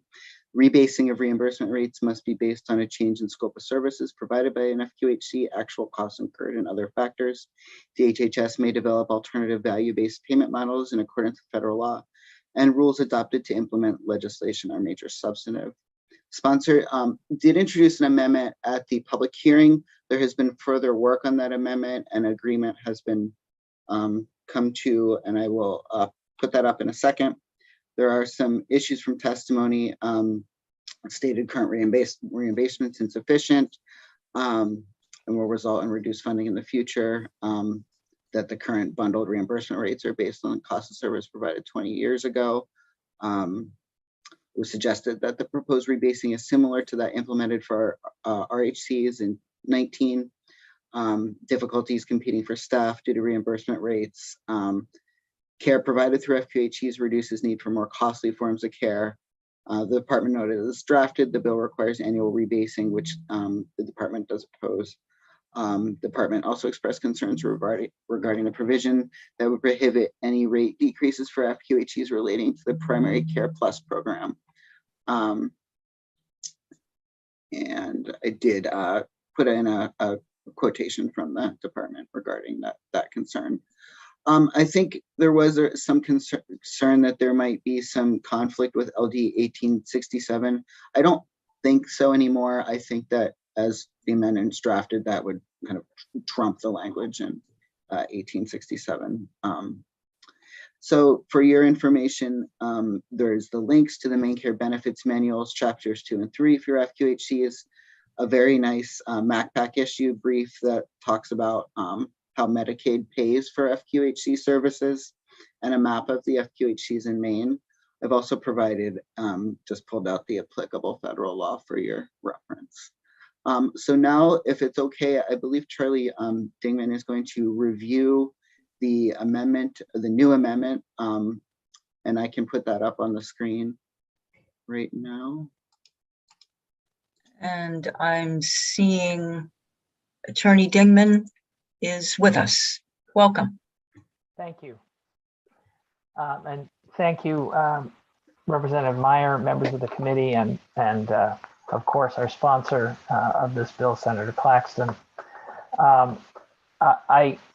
I think from where Sam leaves off, it's important to note that the amendment you see in front of you now is primarily the same as the sponsor's amendment that Senator Claxton introduced at the hearing, and it does address by itself quite a number of the department's concerns as a result of some very constructive conversations that we had with the department before the public hearing.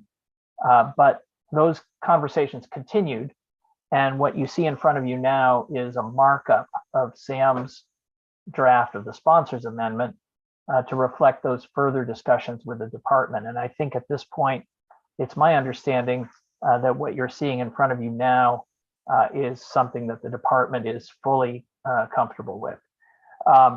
There are pieces of this that are going to be a little hard to read because we did all this very quickly yesterday and the day before. And so you'll see a markup of a markup in some instances, and I'll try to walk you through those parts. But the core of the bill at this point, and I think this is sort of the realization we all came to, that the core of the bill is the rebasing provision, which is what you see in front of you now. The rebasing, it was never the Primary Care Association's intention to ask that rebasing occur every year. It was really the intention of the association to ask that rebasing occur now. It has been 20 years since these rates were rebased, and I don't think there's any disagreement that now is the time to do it. And so that's really what this bill does, and it defers to LD 1867 with regard to any cycle or sequence of future rebasing. And I can talk about some specifics to the extent the committee's interested in terms of how federal law interacts with state law with regard to rebasing this particular program.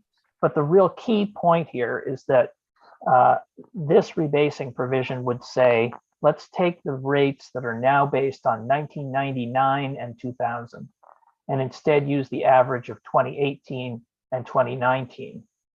And then let's bring those forward to the present, looking at any change in scope adjustments that might have occurred since 18 and 19, and also looking at inflation as measured by CMS's FQHC market basket, which is an index that they've specifically designed for the Medicare measurement of FQHC inflation. So that's what that first section does, and that's really the core of the bill. There were provisions the department was very concerned with about holding FQHCs harmless with regard to PC plus. Those are gone.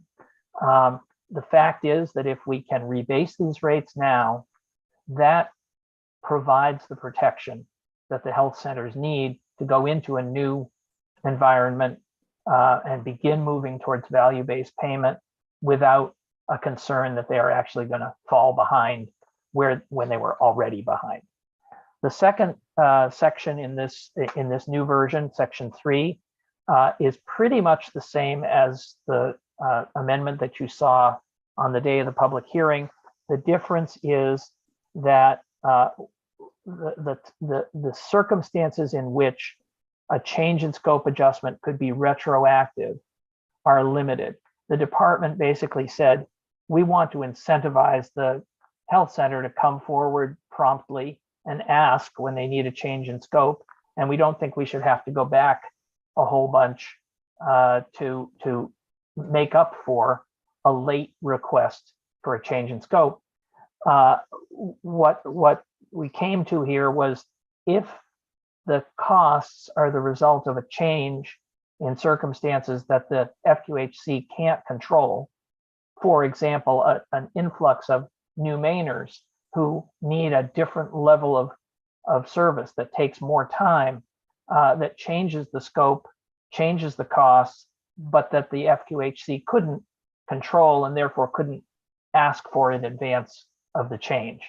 And this provides that if something like that happens, the department can go back up to a year retroactively from the date of the FQHC request, but it basically caps the retroactivity for those circumstances and for a year. Then moving on to section 4 of the sponsor's amendment, that is where we talk about the department's desire to move to alternative value-based payment methods. And here the concern was that this is where the complication comes with regard to federal law.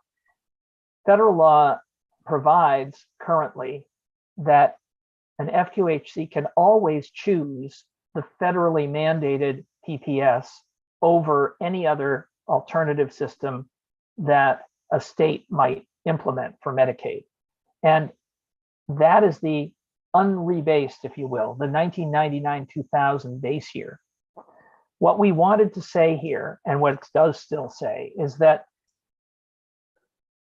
an FQHC can also choose, in preference to a new alternative payment system, the rebased PPS system that rests on the 2018-2019 base year, or any newer base year that the department might choose in the future. In other words, if you go back to section 2, which enacts subsection 3, that says the department may choose to update that rebased rate to a future year at some future time. And LD 1867 says the standard is for all services, they're going to try to do that every 5 years. So what this now says is, as long as the United States Code gives FQHCs the right to go back to the original PPS rate, they will also be allowed to choose whatever the rebased rate is that the department has established. The only real change here from the sponsor's amendment is that it used to just say FQHCs could always do that. It now says, well, not if federal law changes, and only for so long as federal law provides that option. And the other key change, which you will see in both section 6 and section 7, is that the original retroactive dates in this bill were back to the beginning of 2021. That's impracticable for the department from the standpoint of state plan amendment requirements. So we have all agreed that the rate should be retroactive to July 1 of this year, which is still in the future, but won't be by the time the rates are set. So the department and the association are comfortable with that retroactivity to July 1 of 2022, and also comfortable with setting a deadline for getting the rebasing done of December 31 of this year. We also took out of the bill an interim deadline for the date on which draft rates would have to be shared with the FQHCs. The department's willing to share them, but it's just one more hurdle to create a specific deadline for them to do that. They'll do it as soon as they can do it, and the FQHCs will react as fast as they can because it's in everybody's interest to do this. So I think that covers everything that's changed from the sponsor's amendment. We are delighted with the constructive conversations that we've had with the department. I think this has been a very positive process that has removed some things they were really concerned about and left everyone really focused on the incredible value of a rebasing right now for these health centers. Obviously, that means that there's another stop on the way to enactment here at the Appropriations Committee. And we fervently hope that this committee will place a high priority on funding for this bill. And I'm happy to answer any questions. Thank you, Attorney Dingman. Questions from the committee? I am seeing none. I think I will go to the bill's sponsor and then to the department, to Molly. Yes, I appreciate the work that has gone on to bring this version to a much more acceptable level with all the parties than it was before. And I'd be interested to hear from Molly, her sense of where we stand. Thank you, Madam Chair. Molly? Great, thank you.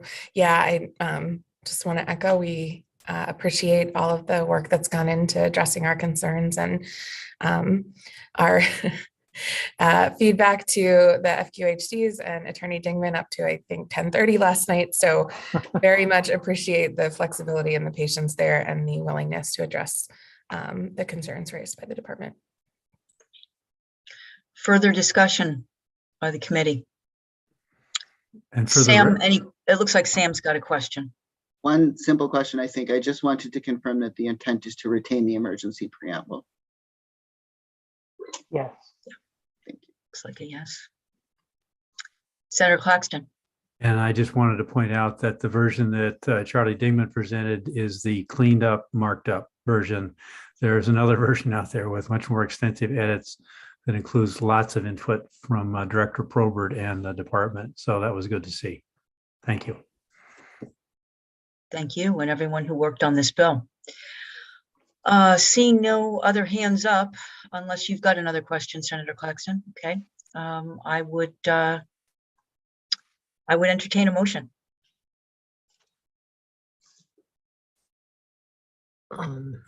I would move to pass as amended. And I would second that. We have a motion from Representative Craven, a second from Representative Stover. One more opportunity for any discussion or questions. Seeing none. Karen, please run the roll.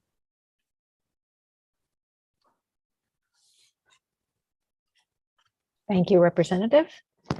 Representative Zager. Representative Zager is absent. Representative Lemlin. Yes. Representative Lemlin, yes. Representative Stover. Yes.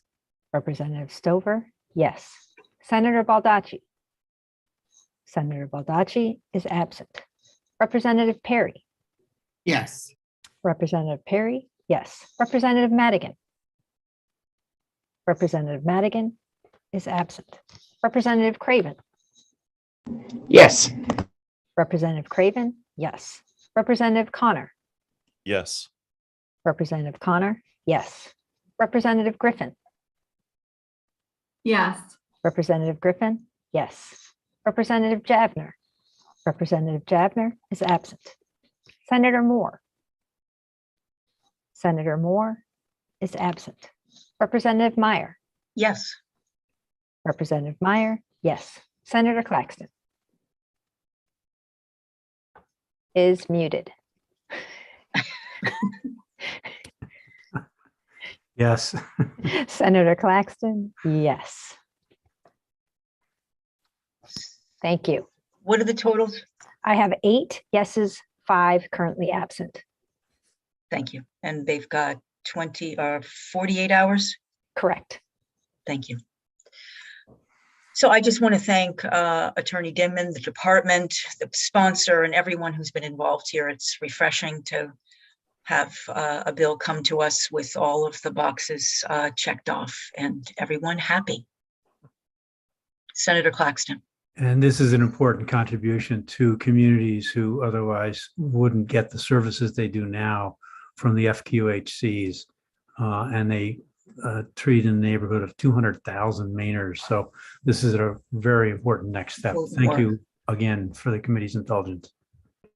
Thank you. Representative Madigan. I apologize. I was stepped away from the camera. I want to register my vote as yes. Thank you. Representative Madigan is yes. Would you also like to register your vote on 1993? Earlier this morning, you also stepped away. You're on mute, Representative. Yes, ought to pass as amended, yes. Thank you. And Thank just to clarify, everybody has until noon on the second business day following the vote. Thank you. Thank you. We have been sitting for 2 hours with the committee like 15-minute break before we come back for LD. What have we got on our agenda? LD 1748 and 1825. So 15 minutes until 12:15.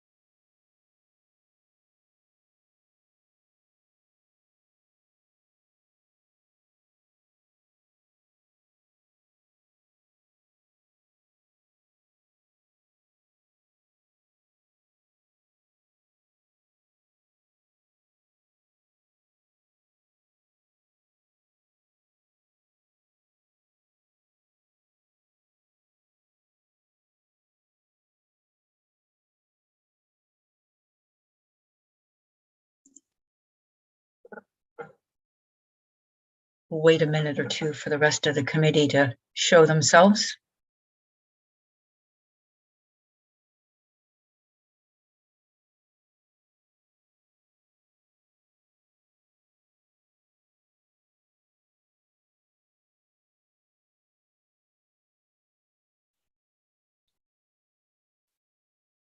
Looks like we're back from our brief break.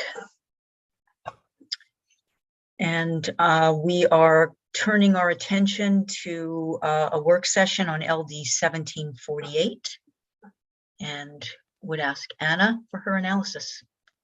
Good afternoon. Hello. Okay. All right. Hopefully you can see that. We can. Okay. As usual, I can't see my own thing, which is really annoying. Okay. Let me just move you all out of the way. All right, so this is an act regarding the so-called leveraging investments so families can thrive report. That's the LIFT report produced by the department. This bill was a concept draft, so I will concentrate on the amendment. I have tried, not in the written version that you received yesterday, but I've tried to include the comments on the new draft that you received as I go through this. But the hot link here was to the amendment that you received earlier. Okay, so the amendment makes the following changes to the TANF program. It requires the addition of qualitative survey data of Aspire TANF participants, data that's collected in calendar year 2024 for inclusion in the LIFT report. The survey is of representative samples of current participants and participants that have been terminated from the program in the previous year. Personally identifiable information must be redacted, and survey topics include administrative burdens, obstacles, service availability, and recommendations for improvement to the Aspire program. The survey would be conducted every 2 years to be included in the annual report for the following year that is submitted to this committee pursuant to Title 22, Section 3109. The January 2023 report shall be submitted along with an assessment of how these measures can be improved. The department shall also identify any obstacles to improving economic security for children, for children and families with recommendations to address those obstacles. Also in the amendment that you just received, it adds language about analyzing methodologies to increase the number of children in poverty that would receive assistance. The department shall also convene a group of current and former TANF participants to review the data and create a separate report with recommendations that may be presented to the committee. And then the biennial report beginning in 2025 is reviewed by a representative sample of current and former TANF participants. It requires the department to provide culturally and linguistically appropriate services and trauma-informed services to TANF recipients and defines those terms. And it requires the rulemaking process to implement the definitions of the terms to include consultation with current and former TANF participants before their rule is made. The amendment now is a little more general that the rule to implement this act, because it could be more than just these definitions, must be adopted by October the 1st of 2023. It was the version that you received said June. It requires the department to assist recipients of TANF seeking to matriculate for the Parents as Scholars program with access to remedial services, financial assistance, and the provision of Aspire services. Services must include reimbursement for tuition fees and transcript costs, and hours spent preparing for matriculation are considered hours of participation in the Aspire TANF program. For the purposes of the state participation in TANF is counted as allowable by federal law. So that was a clarification that was put in with the version you just received. It requires the Parents as Scholars program to count study hours for childcare, to be counted for 3 hours for every 1 hour of enrollment. That is also now including virtual instruction, and also includes options for at least half-time study to match the equivalent rules in the the HOPE program, which is the Higher Opportunities to Pathways to Employment program. It also establishes parity in the Parents of Scholars section of statute to require services and benefits that are at least equivalent to those available in HOPE. And I did send you a piece of the rule that includes those services and benefits in HOPE so that you would have some idea what we were talking about. The amendment also deems a referral from an educational program that is part of the university system, the community college system, jobs for Maine graduates, adult education, or a career centre as an application for HOPE. And the department shall notify those educational programs of the opportunity to refer prospective students and make referral forms available to the programs. It requires the simplification of the application process for education programs, including Aspire, Parents of Scholars, HOPE, and the Competitive Skills Scholarship Program to a single application. So you heard from the sponsor that they are working to improve the report and its value to the effort to decrease poverty and comparing the success of HOPE and using that to enhance the Parents as Scholars program. You heard a number of points from the proponents. You heard about the Invest in Tomorrow group. That testimony came from Maine Equal Justice, but it was on behalf of a number of groups. And their priorities are both reducing child poverty and strengthening workforce. They are looking for pre-matriculation services for Aspire participants that are interested in Parents of Scholars, adding HOPE support services to the Parents of Scholars program, and simplifying the application process for education and training. The LIFT report shows that participants are moving off the program but remaining in poverty. They are looking for services that are trauma-informed and linguistically appropriate. They mentioned that accepted policy analysis protocols include both quantitative and qualitative data. And you heard that TANA families are not being informed or encouraged to participate in the Parents of Scholars program. And that successful state programs are trauma-informed, individualized, and focus on strengths for the success. So that was just a summary of what you heard from proponents. You heard from the department that for participant surveys to be correctly administered, they would need an outside entity and resources to ensure that the survey produces unbiased representative data that is properly aggregated and analyzed. So there are some drafting issues that are just a little bit not unclear to me.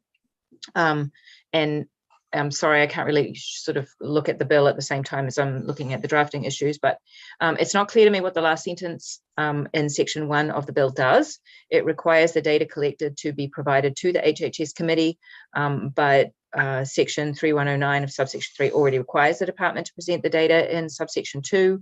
So that's a little confusing to me. That section section 1 of the bill also removes the requirement for annual data collection. It's a little confusing to me about whether the report is annual or biennial. There is a reference to an annual report in section 2 of the bill and biennial in section 3. I don't know if it's a problem to have an annual quantitative survey and a biennial qualitative survey. It might be fine. It's just not clear to me if that's the intent. It also might be easier to break this section that's being amended into 2 sections. What happens in 2023? Is there a report in 2024? And then what happens in 2025 and thereafter? The current requirements, the one-time changes, the future reports, and the requirements are all mixed together in section 3 of that bill, that section that is being amended.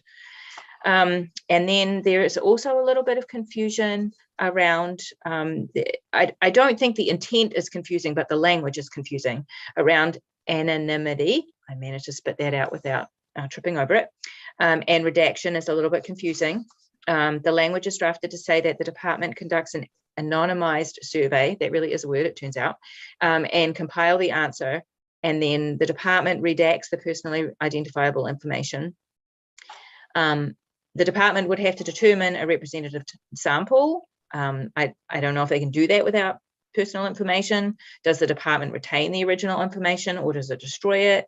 Is the department redacting the personally identified information in case somebody FOIAs the survey sample selections and results, or is the department just redacting it for the purposes of the report that comes to you? I did ask the question about whether the department, whether the section would need a public records exception from judiciary. It is a new collection of data. I'm not sure on more reflection that that's the case, because my understanding is that TANF data is already confidential. You'll just need to ask the question here. I just think it needs to clarify exactly what this section is trying to do, and then tie that confidentiality to the existing confidentiality that's already in the TANF law, which I can bring up in a second if you need. But in Title 22, Section 3762, subsection 3, paragraph A, which is where the confidentiality is. There were some requests for information. There was an explanation. There was a request for the explanation of the state's unspent TANF funds, and you did get a memo about this, which I'm happy to bring up on the screen, but it is the department's work, so it would make sense for you to perhaps go through that with Molly. So you asked for an explanation of the state's unspent TANF funds. I did include the OFPR's TANF budget and expenditure chart, and Luke will always be the first person to tell you he can't tell what is not what is still planning to be spent. The word just fell right out of my head, but he can tell some parts of it that are unobligated, but he can't tell what is the plans for money that's going to be spent. So that is a limitation of the chart. So you also asked what the department's plan for use of the funds were, and whether the department had the response to the recent ProPublica article. There was a question about what the MOE for the state to access TANF block grant funds is, and how that TANF how the TANF funding is spent in Maine. There are, I think we sometimes forget that there are more. There is more to the goals of the TANF law than just cash expenditure. There are 4 goals to it: assisting needy families so that children can be cared for, reducing dependency of parents by promoting job preparation, work and marriage, preventing pregnancies in unmarried persons, and encouraging formation and maintenance of 2-parent families. And then you also asked whether Maine was meeting the federal work participation requirements. There are participation requirements based on whether there is a 1-parent family or 2-parent family and the age of the children, and that affects the number of hours that is required to be engaged in work and other qualifying activities. And then what percentage of Maine's caseload exceeds the federal 60-month limit, and whether it's below that federal limit. And then we did ask, because of the testimony from the department, whether there are any parts of the amendment that would conflict with federal laws or regulations. So I'm going to go out of that, and I was just going to show you, I just wanted, it would be easiest to do it this way, sorry. Where is that section? Well, maybe I won't show you. Sorry. Well, never mind. I was going to show you where their confidentiality section is in the law, but I can't seem to bring it up right now, but perhaps that's not necessary. So you do also have a memo from the department. You have a new version of the language, which comes from Maine Equal Justice, and they're also in the waiting room. So I don't know where you would like to go next. I'm happy to bring up the memo on the screen if you like, but perhaps you want Molly to go through that with you, or something else. It's up to you. Where you want to go next? I think I'd ask you to bring the memo up, and we'll go to Molly, get some of those questions answered, and then we'll go to the amendment. Sure. Can you see that? Yes. We can. Okay, good. Yes, thank you. Just tell me when you want me to move it up, Molly. Okay. So thank you. I'm Molly Bogart, Director of Government Relations for the department. And you asked for an explanation of the state's unspent TANF funds, and I mentioned a little bit of this in the public hearing, but did want to provide a bit more of a response related to the spreadsheet that you received from OFPR and the ProPublica article that was mentioned in the hearing. There have been a number of policy changes. There were a number of policy changes made, particularly in 2011, to limit the eligibility for TANF, including enforcing a 5-year time limit on benefits. And as you have seen, the TANF caseload rapidly declined from 13,500 roughly to under 4,500 in January between 2012 and 2018. That led to an increase in the unspent TANF block grant. And we have worked in a number of ways in the last few years to increase that spending to better align our program with the goals of serving children and families, and ensure that while we're maintaining the sustainability of the program, we're also leveraging as many of those federal dollars as we can for the population that this program serves. So we've provided a list of those. I'll highlight a few. The annual COLA that was enacted, I believe, in 2017, implementing the HOPE program, which I believe was enacted in 2018, providing additional financial supports for home heating and energy costs, for transportation costs, as we've discussed in this committee. We've transitioned to providing additional whole family services to better support our children and families. This committee eliminated the full family sanction last session, and the department continues to support Jobs for Maine's graduates. That's just a selection of the work that has started or been bolstered in the last few years that is working to spend down those excess TANF dollars. Again, the department also is very committed to making sure that programming that we provide is sustainable while we spend down what are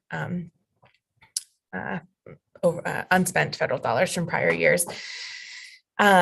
We've also been working on policies around the benefit cliff. I know Deputy Commissioner Ham has spoken with you all around the benefits calculator, as well as the enhanced disregards that the legislature passed a few years ago now.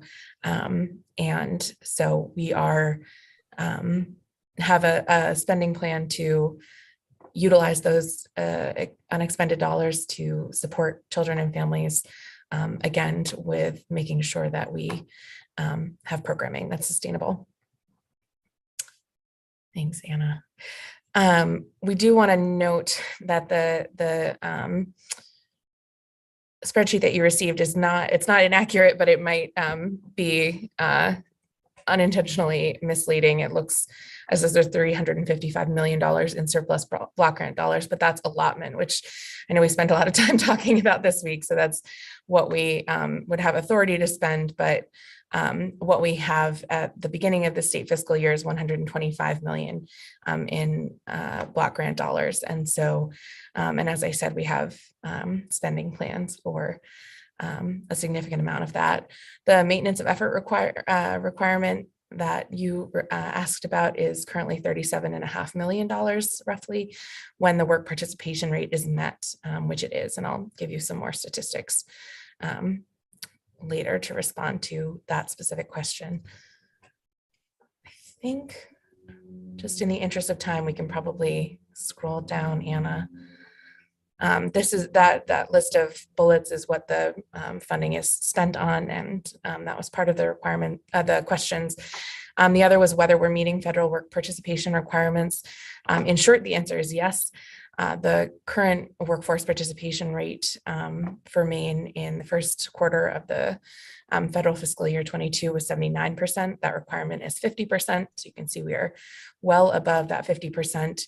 And the two-parent work participation rate for cases that have two parents the requirement is 90%. Maine is at 92.2%. So we are also meeting that requirement. And in the last month on of record, December 2021, 5.75% of Maine TANF population was in receipt of TANF benefits past their 60-month lifetime limit. The federal funding can be used for no more than 20% of the caseload in excess of their 60-month lifetime limit. And as you can see, that 5.75% is well below that federal limit.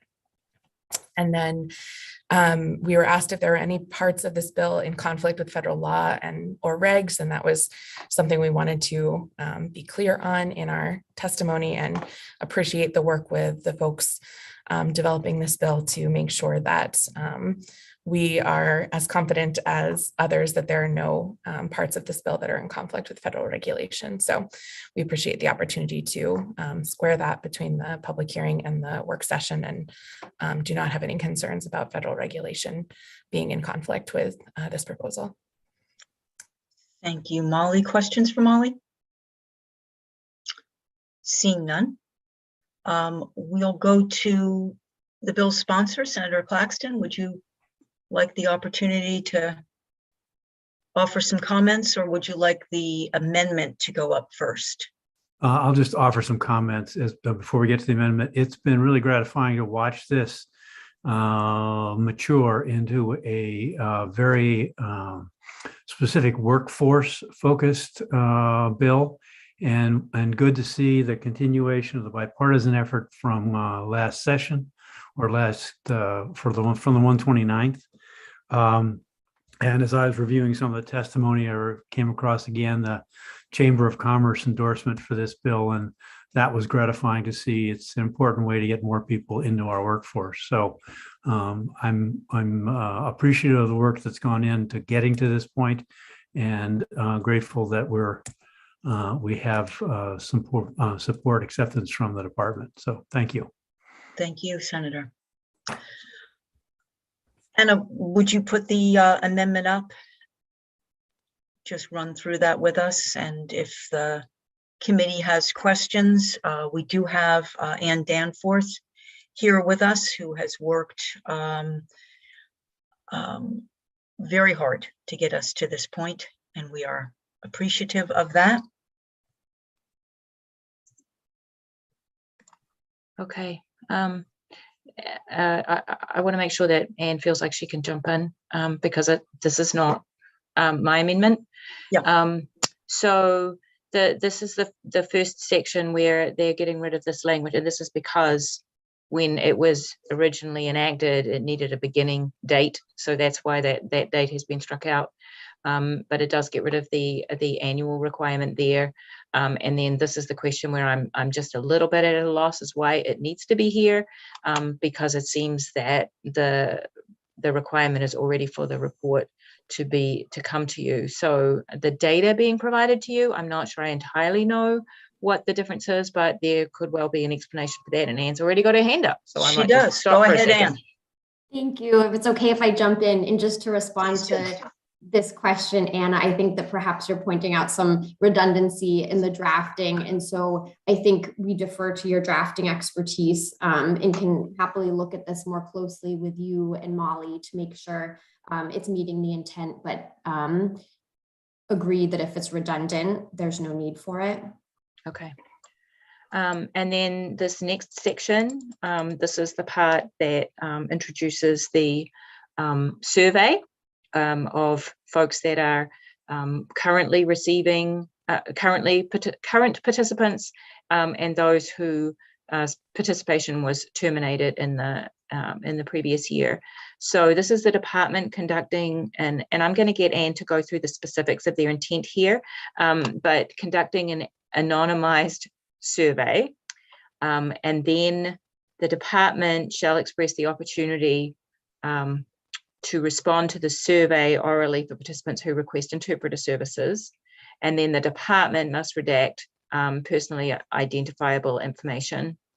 And it does, I don't know if I mentioned that the survey must be sent to a representative sample of current participants. So I'm just a little confused as to how this, I think the way it's supposed to work is the department identifies a representative sample, the survey is anonymous, and then any personal information is redacted before it comes to you. I think that's the way it's supposed to work. It's a little odd the way it's all worded. I didn't quite realize it the first time I saw this, but it is a little bit oddly put together.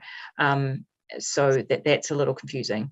And then the department may use funds from the federal block grant to contract for that work. I think that gets at what Molly was talking about, that they may actually need to have an outside body do this. So I think if that's the intent, this could perhaps be a little bit differently organized, and that might clear up some of the issues with anonymity.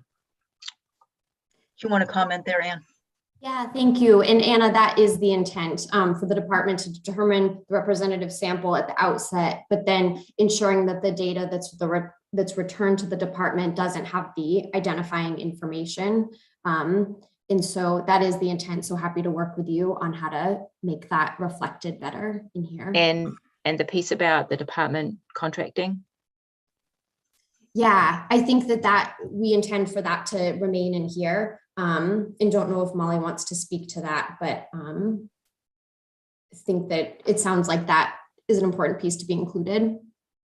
Okay. I see Molly is still with us. Molly, did you want to comment on that aspect?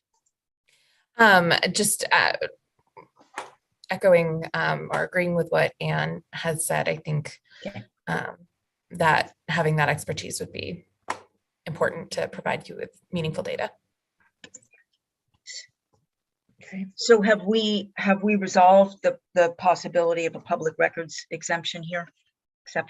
Oh, that's the other thing. So my understanding is that, and like I said, I got a little more clarity about this after I had sent everything out yesterday, mostly so I could beat Sam. So I guess I should have waited. And anyway, not it. You know what I'm getting at. Anyway, so there is language that, and this is not my world, but my understanding is that there is confidentiality for folks who are in the TANF program, and it may just be that it should be tied more clearly to that, and that would save you from having a public records exception, because this is already, I mean, it's new data collection, so I'd still want to ask Peggy whether that's something that the Judiciary Committee would have to review, but it would be based on existing confidentiality provisions. And if I could just comment on that too, Anna, I think that was our understanding as well, that there are existing confidentiality protections in TANF statute that protects from the sharing of personal information. And so thought that would get us around that piece, but happy to think with you more about that. I think we just need to pull in the reference. It is probably the easier way to do that is maintained to the same confidentiality as existing. Anyway. Okay, and then the survey topics you can see there, administrative burden, availability of interpretation and translation services, experience of discrimination, availability of education and training programs, including post-secondary and staff knowledge and referrals, availability of adequate support services, including but not limited to childcare, transportation, and recommendations for, I do see the hand going up, and recommendations for other support services needed but not available, overall experience and recommendations for improvements to the Aspire program, and optional demographic questions. Senator Claxton. I was just going to suggest or ask whether this list should be preceded by must include but not be limited to language. If it turns out there's additional questions the department wants to ask that would help further refine the program.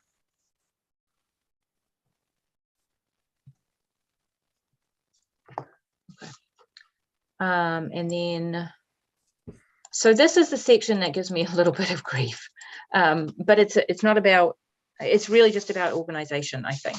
So this is the section that requires the report. So this is the department shall examine, and I see why they would cross out and use the data that is related to the program measures that are compiled pursuant to section 2. That's the existing quantitative data. And this, do you want me to stop already? Or do you want me to? No, okay. It's all right. There were two of you actually, Anne, so I was very confused. I'm sorry. Now I've lost my own train of thought. So the department will examine the data related to the program measures compiled in subsection 2, the quantitative piece, and the survey responses that are compiled in subsection 2A, that's the qualitative piece, to analyze the program's impact on family economic security, including increased ability to meet basic needs, improve educational levels, and increase income. And you can see anything that's not underlined here is the existing law.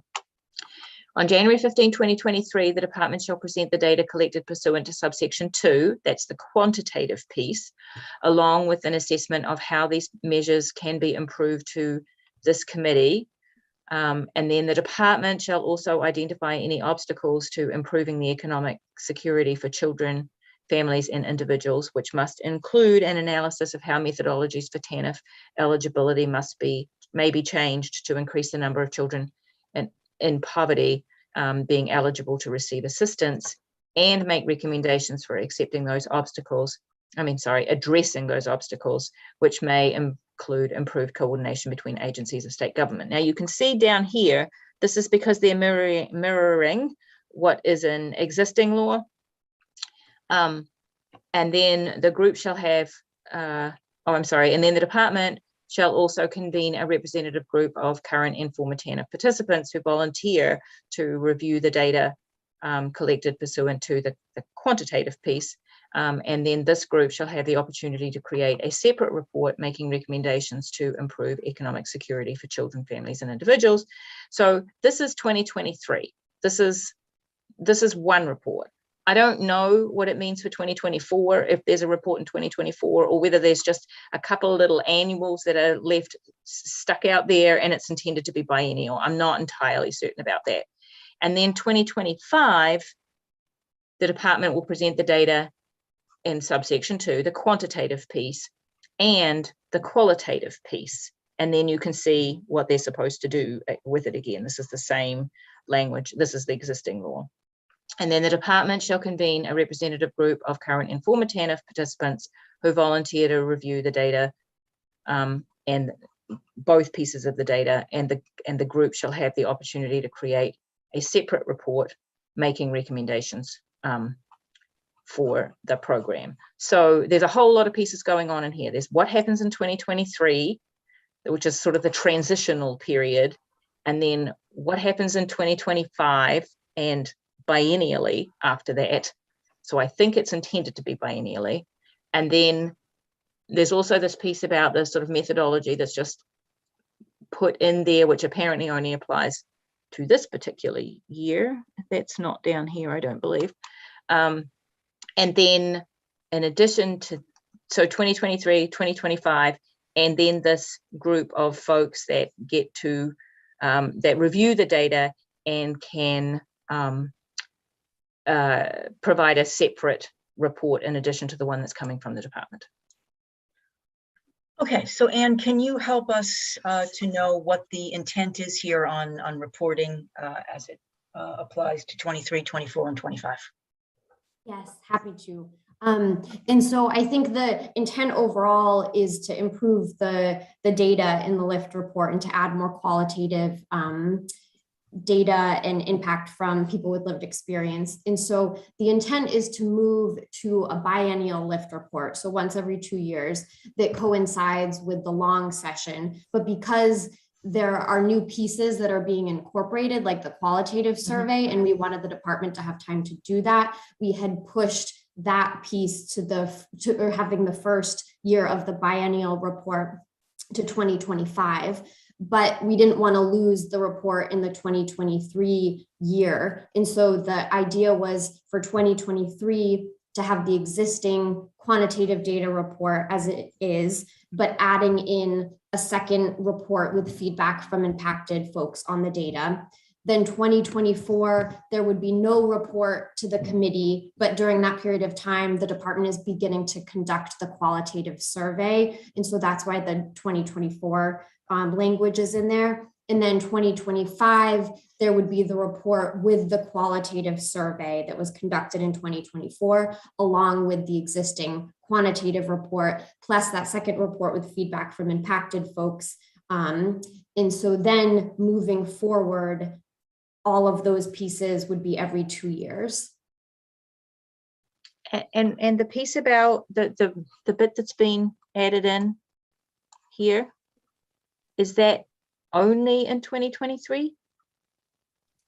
I guess I'm happy to think about this more with Molly, but I think that this could be a one-time piece. Okay. and would respond, I think, to something that came up in the presentation on the LIFT report, but I can think about that more and think through whether there's a reason to have it be included biennially thereafter.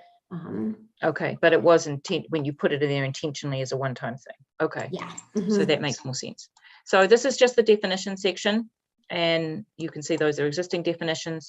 And then there are new definitions for culturally and linguistically appropriate and trauma informed. I don't know that you need me to read them to you, although I certainly can.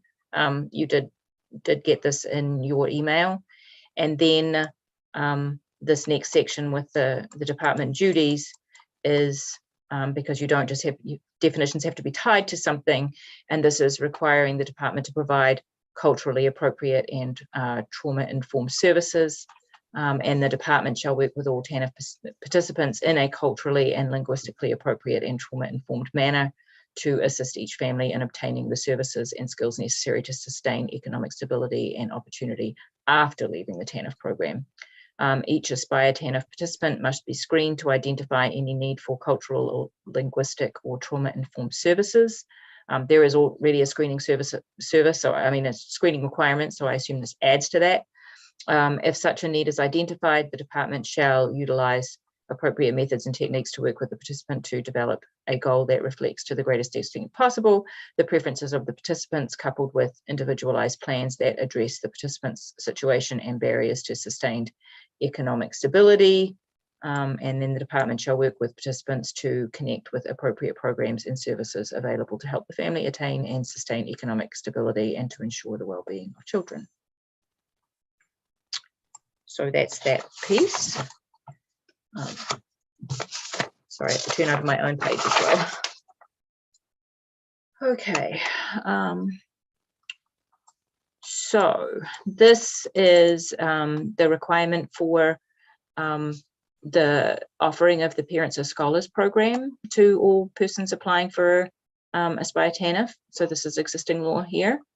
And in addition to offering Parents as Scholars information, it also requires that they shall assist people seeking to matriculate for post-secondary education, including through appropriate referrals for remedial services or financial assistance and the provisions of Aspire services for which they are eligible. So this is the pre-matriculation, right, Anne?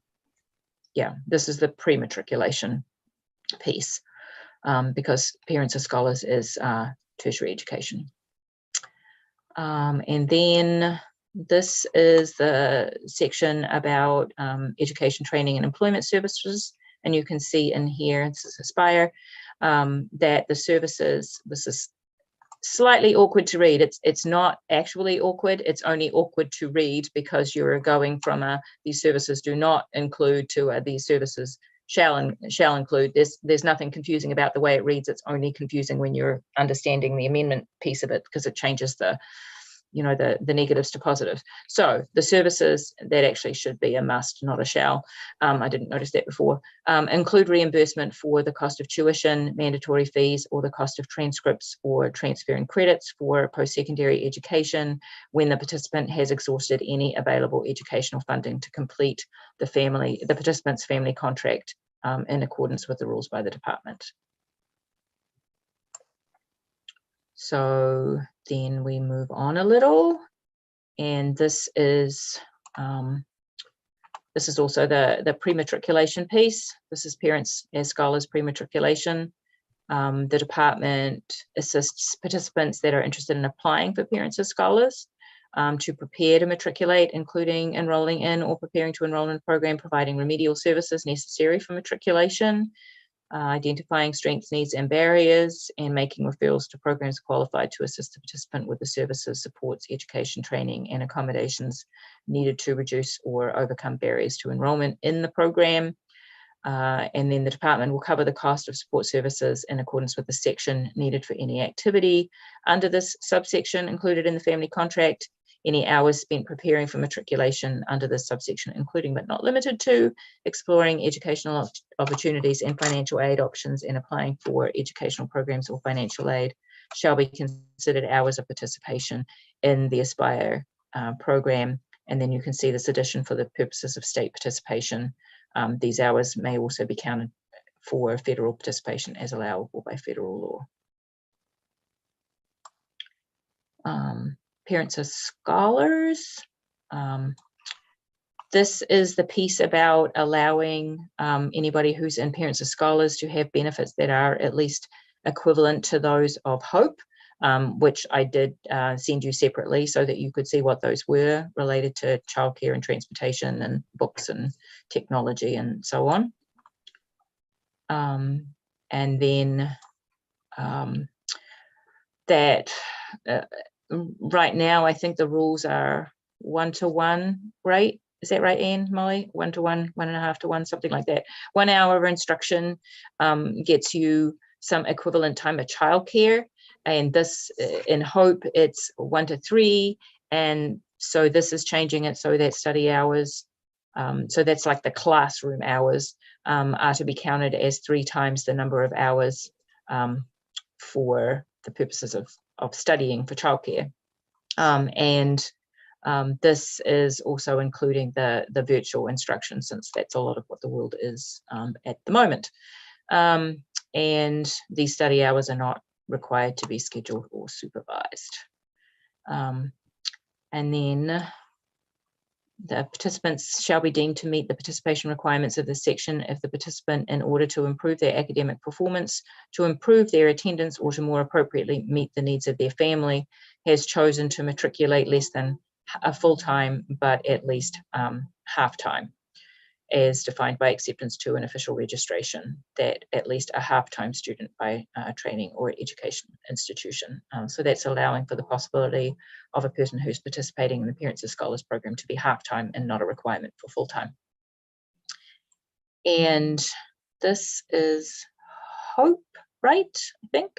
Yeah, this is the Hope section 3790A is the Hope law.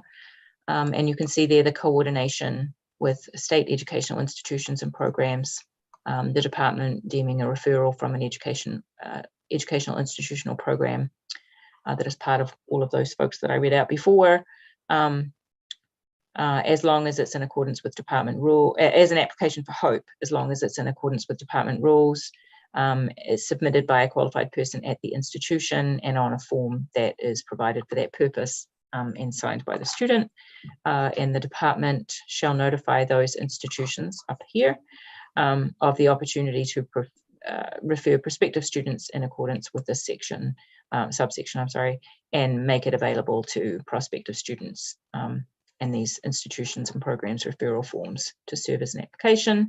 And then this is unallocated language to standardize. I think it's to have a single application, I think, right? Anne's going to nod at me. Yep. So I won't read that out to you, but that's unallocated language to do that. And then this section is the rulemaking section. It's a little unusual. What's a little unusual about this is, well, and I understand why it's unusual. It's because there is already rulemaking authority and a lot of the other sections of the TANF, Aspire, Hope, etc. law.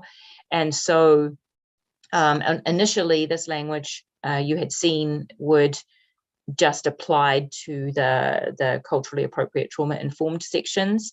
But now, and I certainly understand why, that this allows the department, or actually requires the department, to adopt rules to implement whatever they may need to do in here.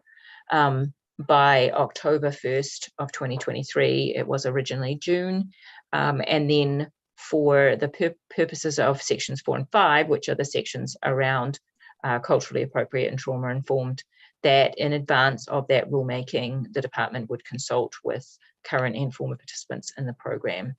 And these are routine technical rules. So before I take it down, is there any piece that I need to go back up to? No, okay. Thank you, Anna. Questions, comments from the committee?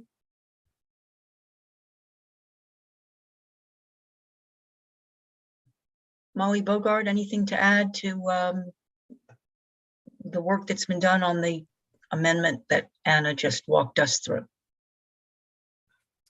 Not too much, just an appreciation again for the incorporation of our feedback, and there are a number of pieces in that didn't change, that the department has already committed to doing, and so we are perfectly fine with it being codified here. Thank you. Thank you. Senator Claxton. Thank you, Madam Chair. Just to point out that we are quite comfortable as a committee with the HOPE initiative and have seen some demonstrated success with that. This is an attempt to improve the Parents as Scholars program, to bring it more in line with what the options are in HOPE. With HOPE, we had to expand the number of available slots because it was working so well. With Parents as Scholars, we have authorization to have 2,000 people on it, and we have 20. So this is an attempt to remove known barriers and keep our eyes open for unanticipated and future identified barriers to maximizing the benefits of that program. So that's why it's become a workforce program and gets such support. So thank you. Thank you, Senator.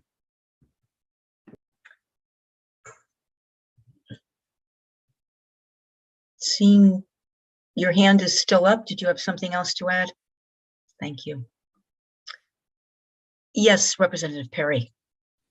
I would like to move LD 748 as amended. And I'd be delighted to second that. Have a motion and a second ought to pass as amended. Any discussion? And that assumes all the little cleanup pieces, correct? Yes. Seeing no questions, I would ask Karen to run the roll.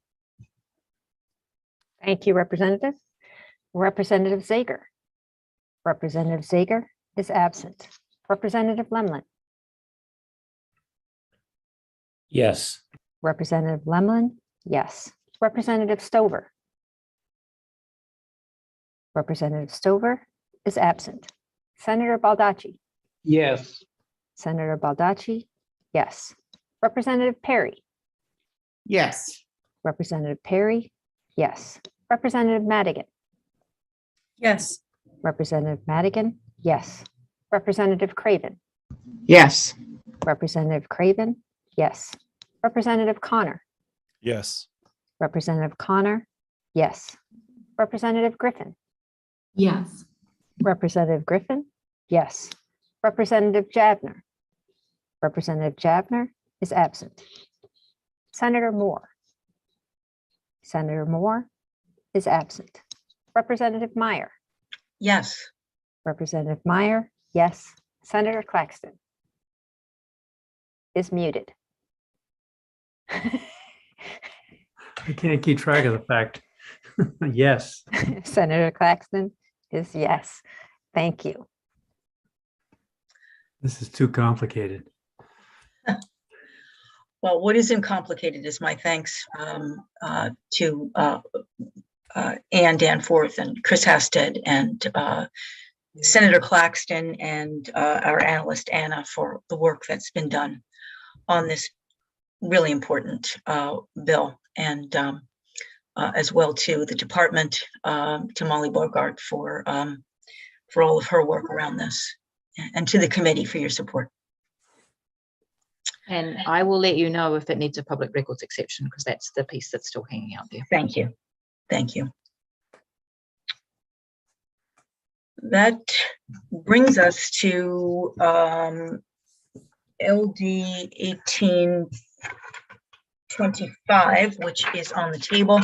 So I would entertain a motion to take it off the table. So moved. Second.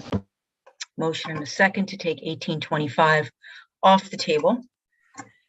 At this point, I just need to duck away for about 10 minutes. I'm going to turn this over to Senator Claxton, if that works for you, Senator. It does. Thank you. I won't have to remember to turn on and off my mic. That works much better for me.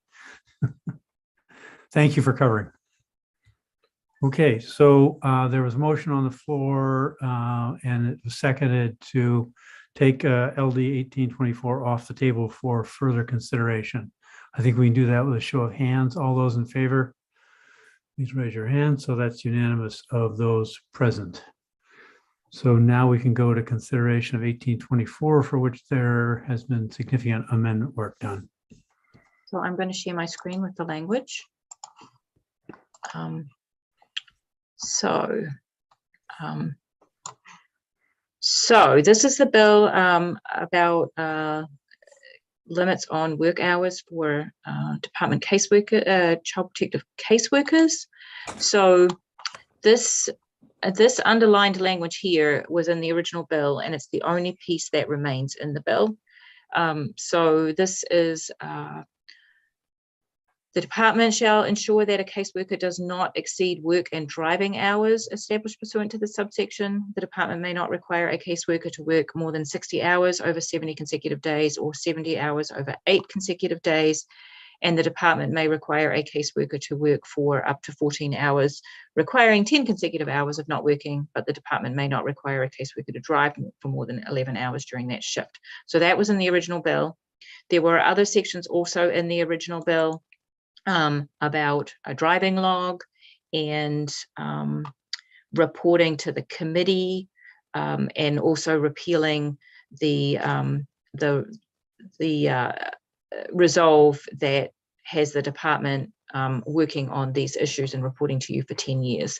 So those pieces have all been removed, but what I was asked to draft was the piece about an emergency. So what you heard from the department is that they are concerned that this prohibition on work hours may conflict with their statutory requirement to ensure the safety of children.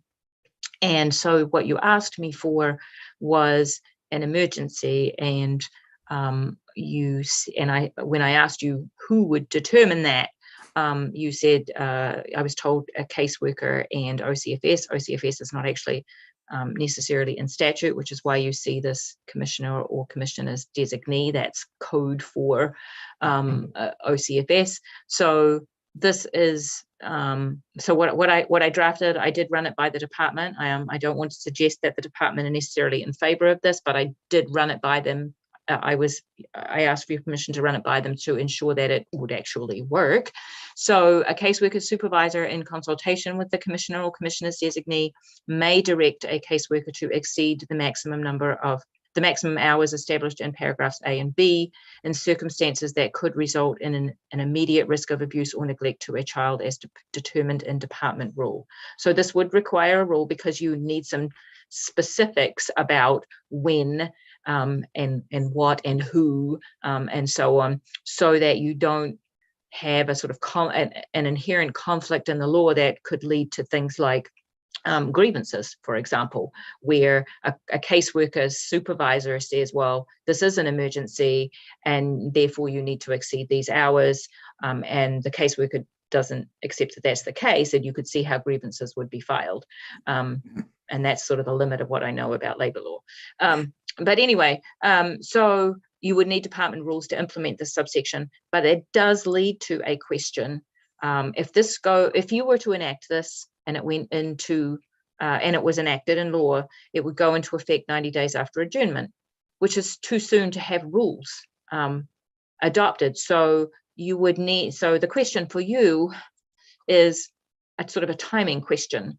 Like, does this subsection go into effect once the rulemaking is complete? If you want to go down that road, then maybe you need a date certain for rule adoption, or what happens before the rules are made. So those are questions for you that I couldn't answer because I hadn't thought to ask them until I drafted it. And I was talking with one of my colleagues, and she's like, well, what happens in between? And I'm like, I don't know. So that's a question for you. You do have the folks from the department here. I had understood, although I don't know whether this is the case, Molly, that we were expecting somebody from HR. I don't know whether anybody is here, but that's the language that I have for you that I was asked to draft that hasn't been voted on yet. And then the question about how you want to deal with the timing of the rulemaking. And I do see that the director has his hand up, but I will shut up now. We can bring in Director Landry. Any response to what you've heard so far, Representative Madigan? I guess I'm fine. I mean, Anna sent that draft around to us. I'm fine with that. I appreciate Representative Zagar making that language, that suggestion, that we have an exception for emergencies. And I'm fine with that because I have no desire to get in the way of children being safe. I really just want workers and kids to be safe. So. Good. Molly, did you have something you want to contribute to this? Sure. Although I know Dr. Landry has another committee to be in a moment, so I might defer to him first to make sure he says what he'd like. Good afternoon. Good afternoon, Senator Claxton, Representative Meyer, and members of the committee. Thanks for the opportunity to be with you today.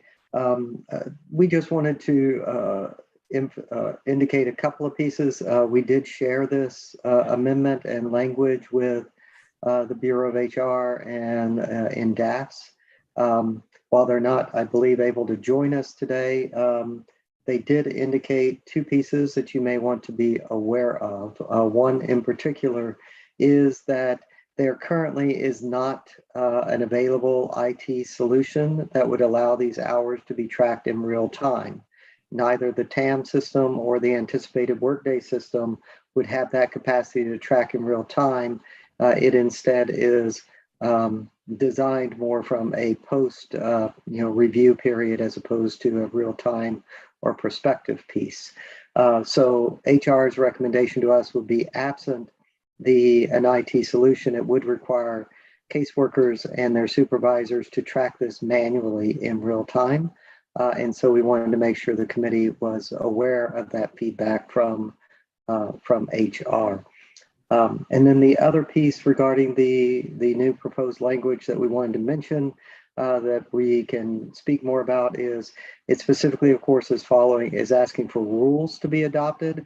We do question whether or not it is rules versus, say, policy or even a practice memo that would provide the specific direction on this. There's some question that we heard whether or not rules would be appropriate for this internal HR piece of guidance versus, for example, policy that would be adopted in order to implement this. Thank you for raising those two issues and reaching out to DAFS. Any response on your part, Representative Madigan? Sure, I think I'm fine with caseworkers and supervisors tracking that. I think that's fine. That's what people kind of working in other areas do all the time to track their hours. They don't necessarily track them through electronic systems. As far as whether it should be in rules, I think this bill came out of rules that are already present in other industries. So I think it is appropriate to be in rules. So. Okay. Thank you. Other thoughts about where we are with this bill right now? Any other input? I don't see any questions or comments. Are we ready to vote on this? Can I ask a question? I'm sorry. I'm not trying to suggest that it's is or isn't appropriate for rules. I'm just going to say that if you want to have it determined in department rule and the department may adopt rules, that is certainly something that could be done if that's what you want, if that makes everybody happy. And I don't know if that's the case. I'm trying to figure out if Director Landry is going to frown at me or smile at me, but I'm not going to get either. But certainly we could do that if you wanted to make it so that the rules were optional, so to speak, the may instead of the shall, and the rule or policy. I think that's probably okay. I would check with, whoever reviews my language that's okay, but that's certainly. Representative Madigan. I'm going to defer to Anna as far as the nuts and bolts of that. My only other question would be, I guess, to Anna, is you asked in your piece whether we needed to put a date certain in that. Well, if it's rules, you need a date certain. If it's not rules, you actually don't. I mean, the reason why rules and dates, it takes time to adopt rules. So if you are actually not requiring rules and you're allowing policy, then the date would be when the law becomes effective. So that actually makes the question go away. All right, let me think. Okay. Representative Meyer. Thank you, Mr. Chair. And a lot of that's what's been running through my head has been articulated here in this conversation that's come around May, and also May establishing rules, and also that we've been discussing dates and date certain, and rules take time. So I would say if this can be a policy that may get things moving along more expeditiously. So I'm seeing some head nodding from Representative Madigan. Are you comfortable with that we leave it at rules for now? Okay. And that isn't what I said. What I said was if it were policy. If it were policy and not rules. I misspoke. My head was thinking policy. It came out as rule. So no. Thank you. And I am fine with that. Thank you for clarifying that. And going with policy obviates the need for the dates issue. Thank you. So let me just show you. So this.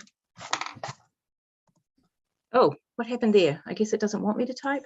What the heck? Oh, it's because it's not so in here you would put in department rule or policy, right, Molly? Is that right? Department rule or policy? I mean, I think that we would significantly prefer policy. So from our perspective, you could say in department policy, but. Okay, so then you wouldn't have the sentence at all, correct? Correct. Yeah. So that would be one of your options. So as long as you will decide that, it's fine. Whatever you want is okay. It sounds like one or the other is what they're looking for. And I have the sense, Representative Madigan, that you're okay with that change? Good. Okay. Any other comments, questions?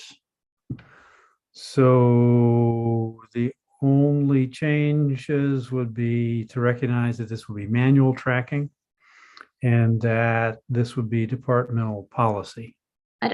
I don't think we're putting the manual tracking in the law. I think it's just a recognition that that's how it's going to work on the ground. I'm just updating some of the folks who've just joined us. Okay, so at this point then, there being no further discussion about LD 1825, I will entertain a motion. I would move as amended. Second. Ought to pass as amended was made by Representative Craven and seconded by, was that Senator Baldacci? Okay. It was. So it's ought to pass as amended is the motion on the floor. Is there any further discussion? Karen, it's your turn again for collecting the vote. Thank you, Senator. Representative Zager. Representative Zager is absent. Representative Lemlin, No. Representative Lemlin, no. Representative Stover. Representative Stover is absent. Senator Baldacci. Yes. Senator Baldacci, yes. Representative Perry. Yes. Representative Perry, yes. Representative Madigan. Yes. Representative Madigan, yes. Representative Craven. Yes. Representative Craven, yes. Representative Connor. No. Representative Connor, no. Representative Griffin. No. Representative Griffin, no. Representative Javner. Representative Javner is absent. Senator Moore. No. Senator Moore, no. Representative Meyer. Yes. Representative Meyer, yes. Senator Claxton. Yes. Senator Claxton, yes. So that's 6 yay, 4 nay, and 3 absent. That's what I have, sir. Yep, very good. Okay, thank you. So as I understand it, that concludes our work on specific bills in work session. Senator Moore? Yes, thank you, Senator Claxton. If I may record my votes for the 2 bills that I missed. Sure. Can I have a minority report before you do that? Because I'll get lost. Not to pass. Thank you. Sure. I'm sitting over in VLA with talking veterans home. So for LD 1787, the motion was what ought to pass as amended? Yes.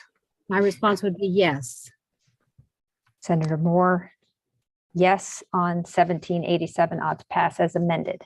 Thank you. And then LD 1748, that was also what ought to pass as amended?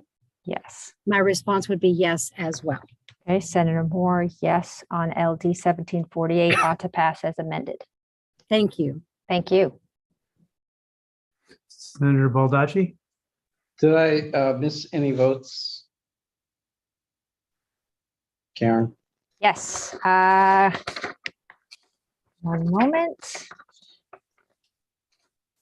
LD 1787, the motion was ought to pass as amended. So I would vote yes, ought to pass as amended. All right, thank you. Senator Baldacci is a yes. And that's it. Okay, thank you. Thank you. All right. So at this point, I'm going to go to Sam for the initiation of the conversation about language review. Hello again. I have 5 language reviews for you today, and they were in the email sent yesterday evening.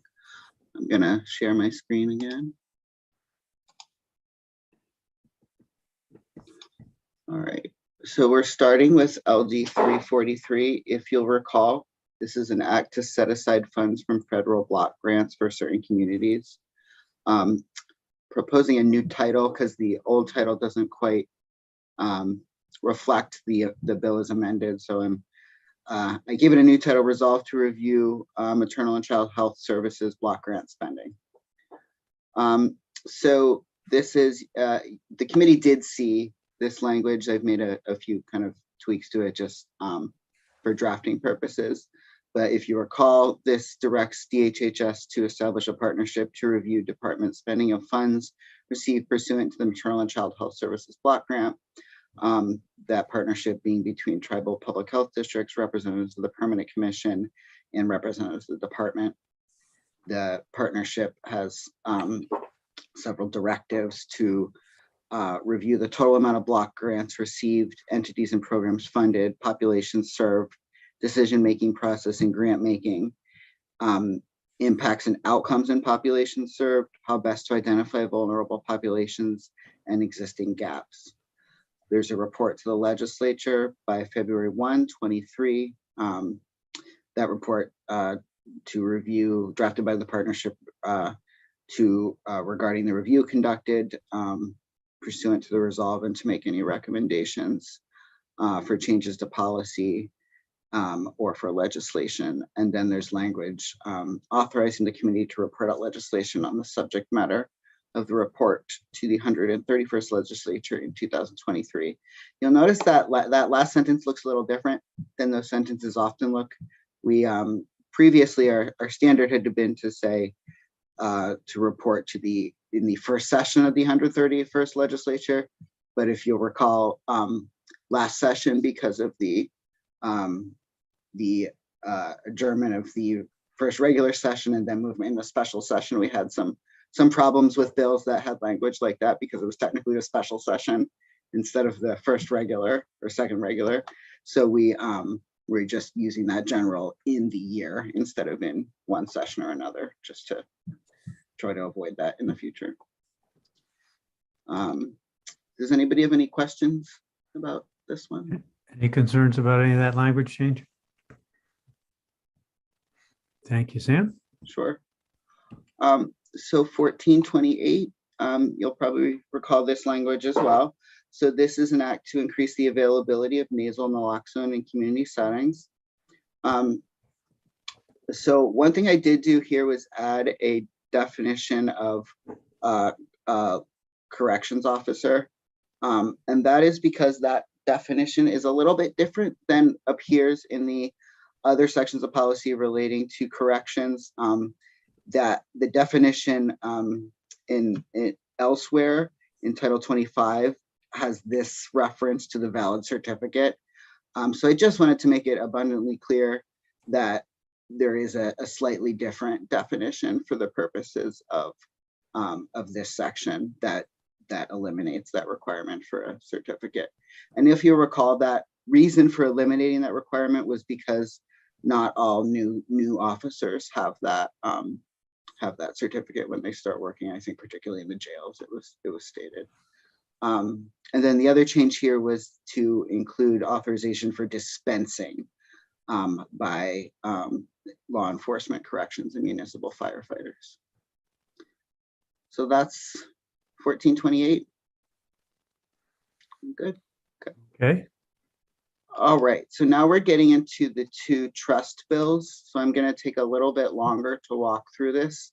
And we do have, I did work with Rebecca Boulos to make sure that the language in these bills was good, as well as Carol Kelly. So I think Rebecca is here. I saw in the attendee room. Okay. So this is LD 1523 is an act to establish the Trust for a Healthy Maine. And so just to kind of set the stage, if you recall what happened in committee, these bills were worked together. The committee voted to, the majority, to use 1523 as the vehicle for the trust and to use 1693 as the vehicle for the other items that were not directly related to the trust, but there were some other changes to programs that was included in 1693. So 1523 is the trust bill and 1693 is the other things bill. All right, so 1523, this first section is just a renumbering of this is the language that establishes compensation for various boards. So this is simply a renumbering just to line it up with current statute. This second one I did want to bring your attention to, and you may want to bring Rebecca in to talk about this as a little bit. This is some language that was added at the request of Rebecca and the Public Health Association. So this definition of extraordinary receipts means funds transferred to the trust by the Fund for a Healthy Maine established in section 1515, paid in the settlement of disputes arising under the master settlement agreement or from any other revenue source not specified. So this is, from what I understand, kind of to make sure that they're capturing the full amount of funds that go into the Fund for a Healthy Maine. But again, I think Rebecca can help clarify that if there's any questions about that. There is language here around quorums. This is just updated language just to make sure. I think I forgot to highlight what I changed there, but I think, let me just check that I was just, sorry.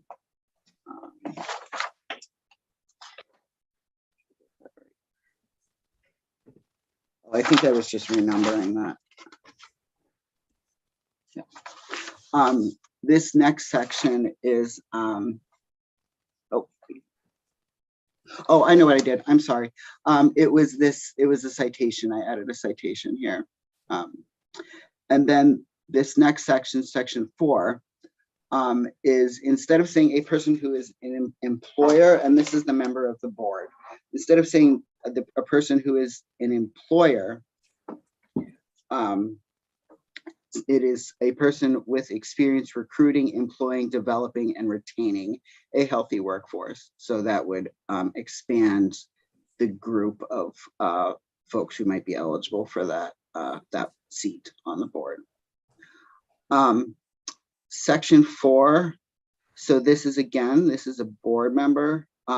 So this would allow somebody expand that eligibility for this seat to a person who has experience in oral health care. So it would allow oral health practitioners to fill that seat, as well as public health or folks in medical care. This is simply a citation change, a K instead of a J. All right, so you recall this language around funding disbursement plans. So this language you had seen before. This is because this is the language that talks about use of the funds for medical care.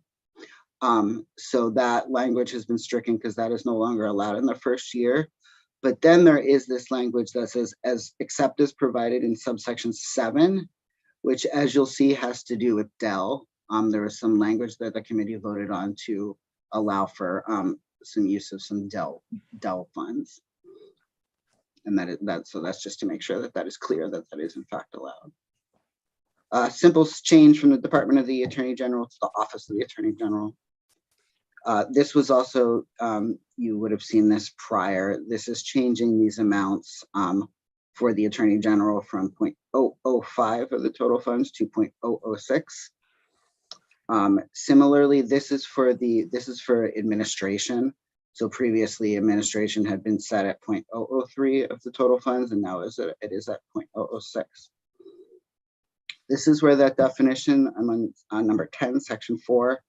And I apologize in breaking it out like this. When I had done it as like a full document straight through, it became overwhelming and hard to follow. I think it is actually a little easier this way.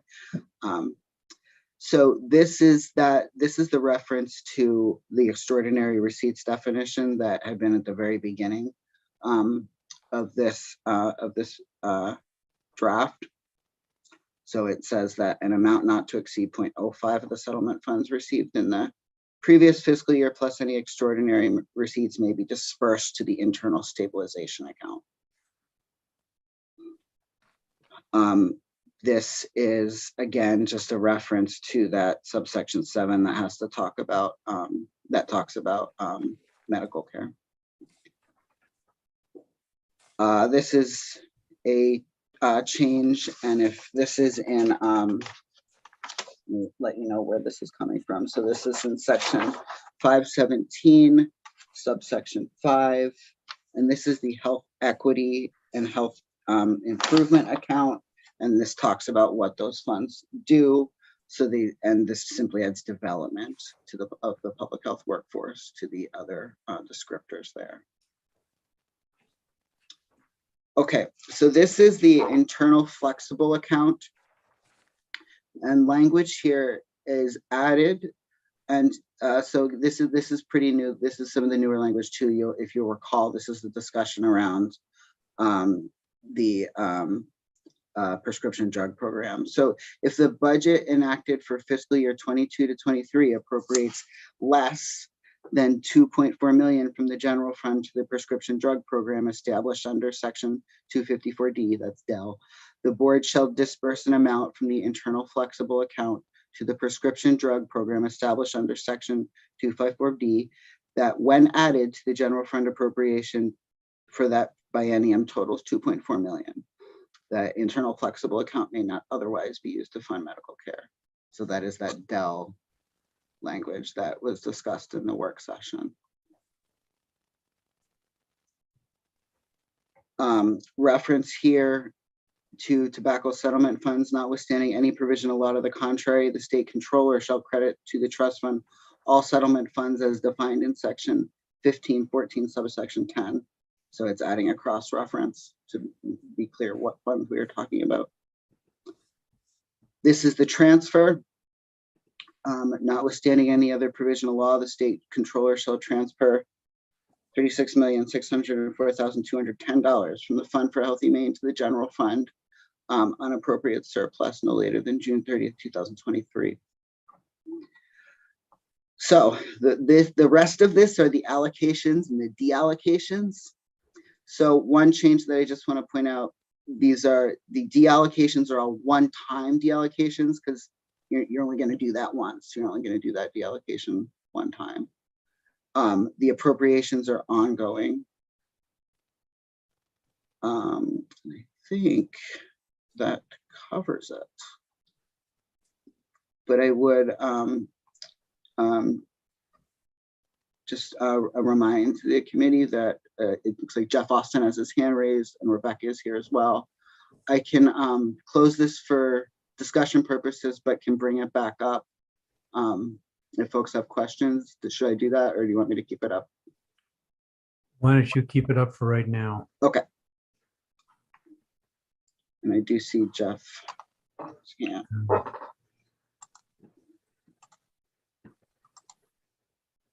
The wormhole is plugged. No, now it's working.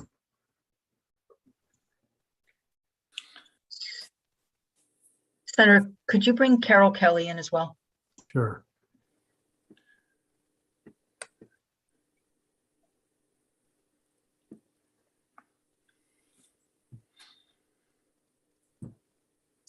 Welcome, Mr. Austin. Thank you, Senator Claxton, members of the committee. Sorry to intrude on a language review day. Jeff Austin with the Hospital Association. I guess my question is, are you going to see the fiscal note this afternoon as well, or just the language? Jeff, I don't have it yet. When we do, so it won't be reported out of committee until we do, and the committee will see the fiscal note before it's reported out of committee. Okay. Just to recap, we are neither for nor against on the bill. Our concern is the backfilling of funding that is being removed from the Medicaid account, making sure that gets done now, by this bill at the same time. And I see there is an appropriation line in there for 23-24. I just don't know how that plays out. I could use some education on how that looks in a fiscal note and whether that means by this bill, you're building a $30 million appropriation into the baseline for next year's biennial budget, or whether further legislative action will need to be taken next year to secure that 30 million. If my question is clear. If I may, Senator. Please, Sam. So my understanding, Jeff, is that this would be built into the baseline. I can confirm that for the committee, and I will email that to the committee. I will also include you in that, Jeff. And I do think that you can expect a pretty detailed fiscal note on this. Okay. Bill. Okay. Well, that's our concern, and that's I appreciate you looking into it. Obviously, a year from now, we don't know what the world will look like, just as a year ago, we didn't know the world would look like it does right now. So I'd rather not be in a position of trying to scramble to find, $100 million for the MAP account. So if it's built into the baseline and does not need further legislative initiative to accomplish our goal. I greatly appreciate you looking into it and getting back to us. Thank you, Senator, for the time. Sure, thank you for being here. And I understand Carol Kelly is here too. Did you have something else that might help us with any of these language issues? Thank you, Senator, and thank you for inviting me to join. I appreciated that last question. We're very, in the design of this, very concerned that we make sure that we do make this as protective as possible for all allocations currently in the Fund for Healthy Maine. And obviously, as the committee knows, there won't be enough funding in the next biennium to fund all of these programs. So our attempt here was to try to design something that would create a rescue package, if you will, for all of the lines in the currently in the fund. And so we did ask that exact question that Mr. Austin just asked of Luke Lazur, and he confirmed with us. We worked with the folks at Maine Equal Justice on this. He confirmed with us that this would create an ongoing. This would put it in the baseline, put those elements that are transferred into the baseline in an ongoing way. Not to say that Sam shouldn't continue to do his work and get back to you, but I just wanted to let you know that we were laser focused on this, and we proceeded because we received that information that it was safe to be an ongoing allocation. Thank you. Thank you for that clarification. Need anything else related to that one, Sam? Any questions from the committee? Looks like it's good as it is. We'll go on to the sister bill, 1693. So again, this bill originally had included language also establishing the trust. The committee decided to strike that language, but to retain some of the other elements in this bill. So that the bill does need a new name because it is no longer establishing a health trust. So we have it titled an act to advance health equity, improve the well-being of Maine people. There is a new council established here. This is the usual language you see in Title V, establishing a council with expenses. So this is all, so unlike the other bill, it was easier drafting wise to go through and just do a strike and replace. So there is lots of struck out language here. That is, this is all the trust language. I'm going to keep going until I get to non-struck out language.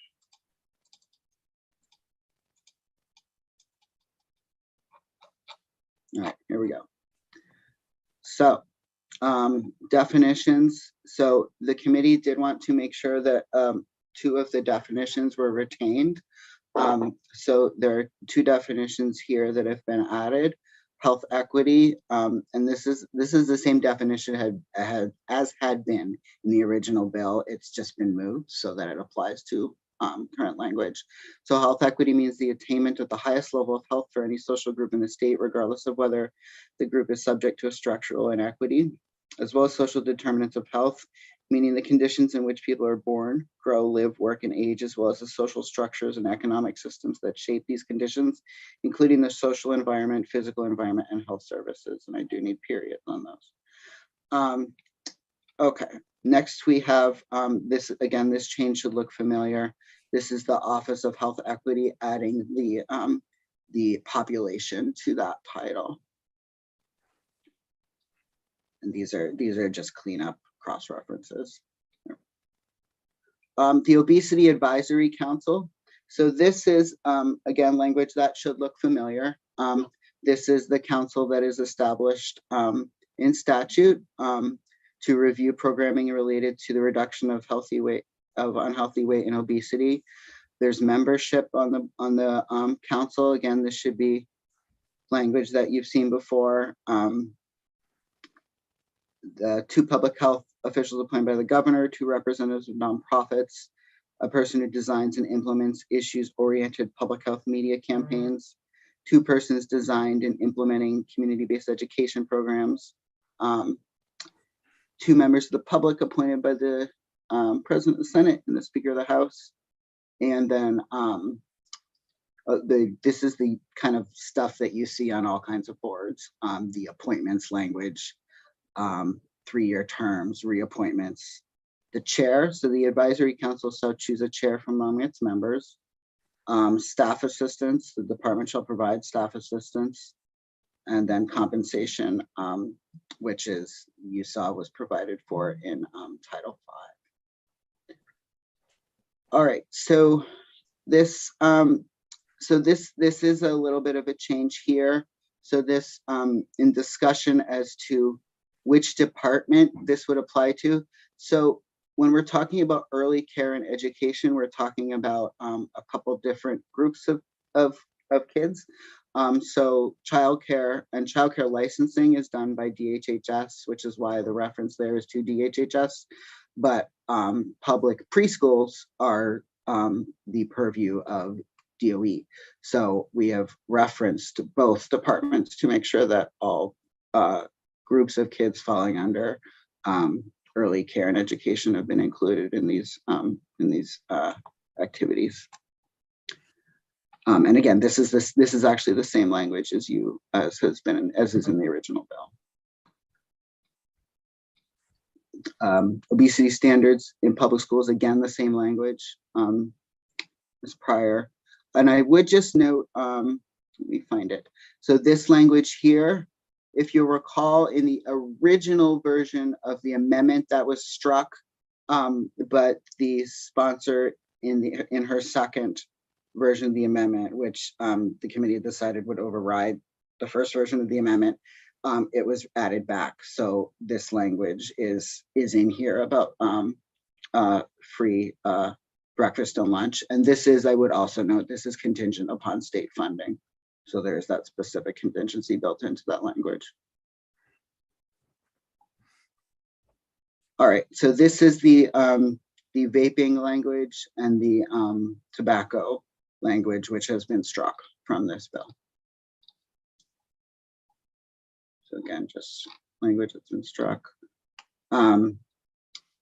In the positions, so the appropriations and allocation section, this is the care should not have been in there. It should just be obesity coordinator.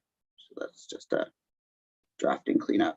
And then I think, oh yes, the one thing I did want to point out, so it was brought to my attention in drafting this that the appropriation for this should not be a comprehensive health planner 2, it should be director level, because that is who is actually staffing that office.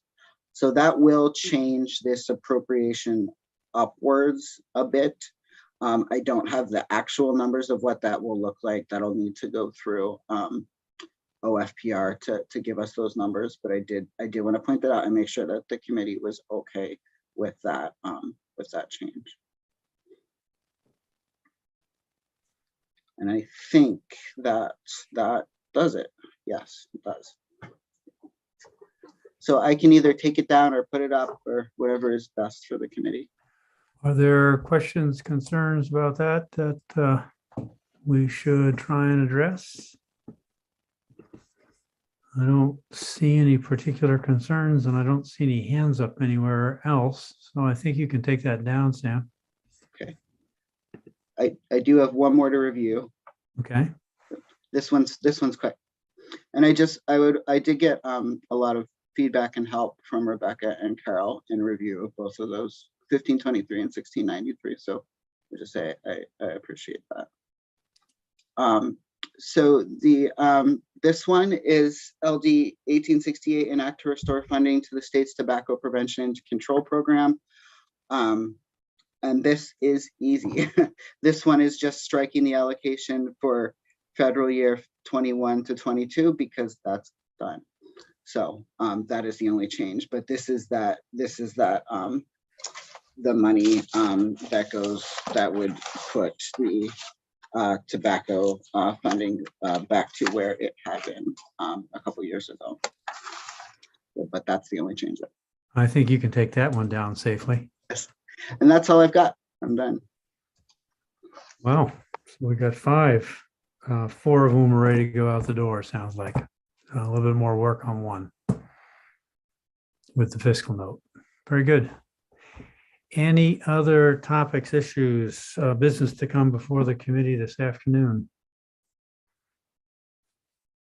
I'm not seeing any hands raised. So again, I'll thank everybody for their work on the bills today. I know that they aren't quite as well formed as we get later in the session. So, and at this point, we're adjourned until Monday afternoon at 1. All those in favor of a long, restful weekend. Good luck with the snow tomorrow.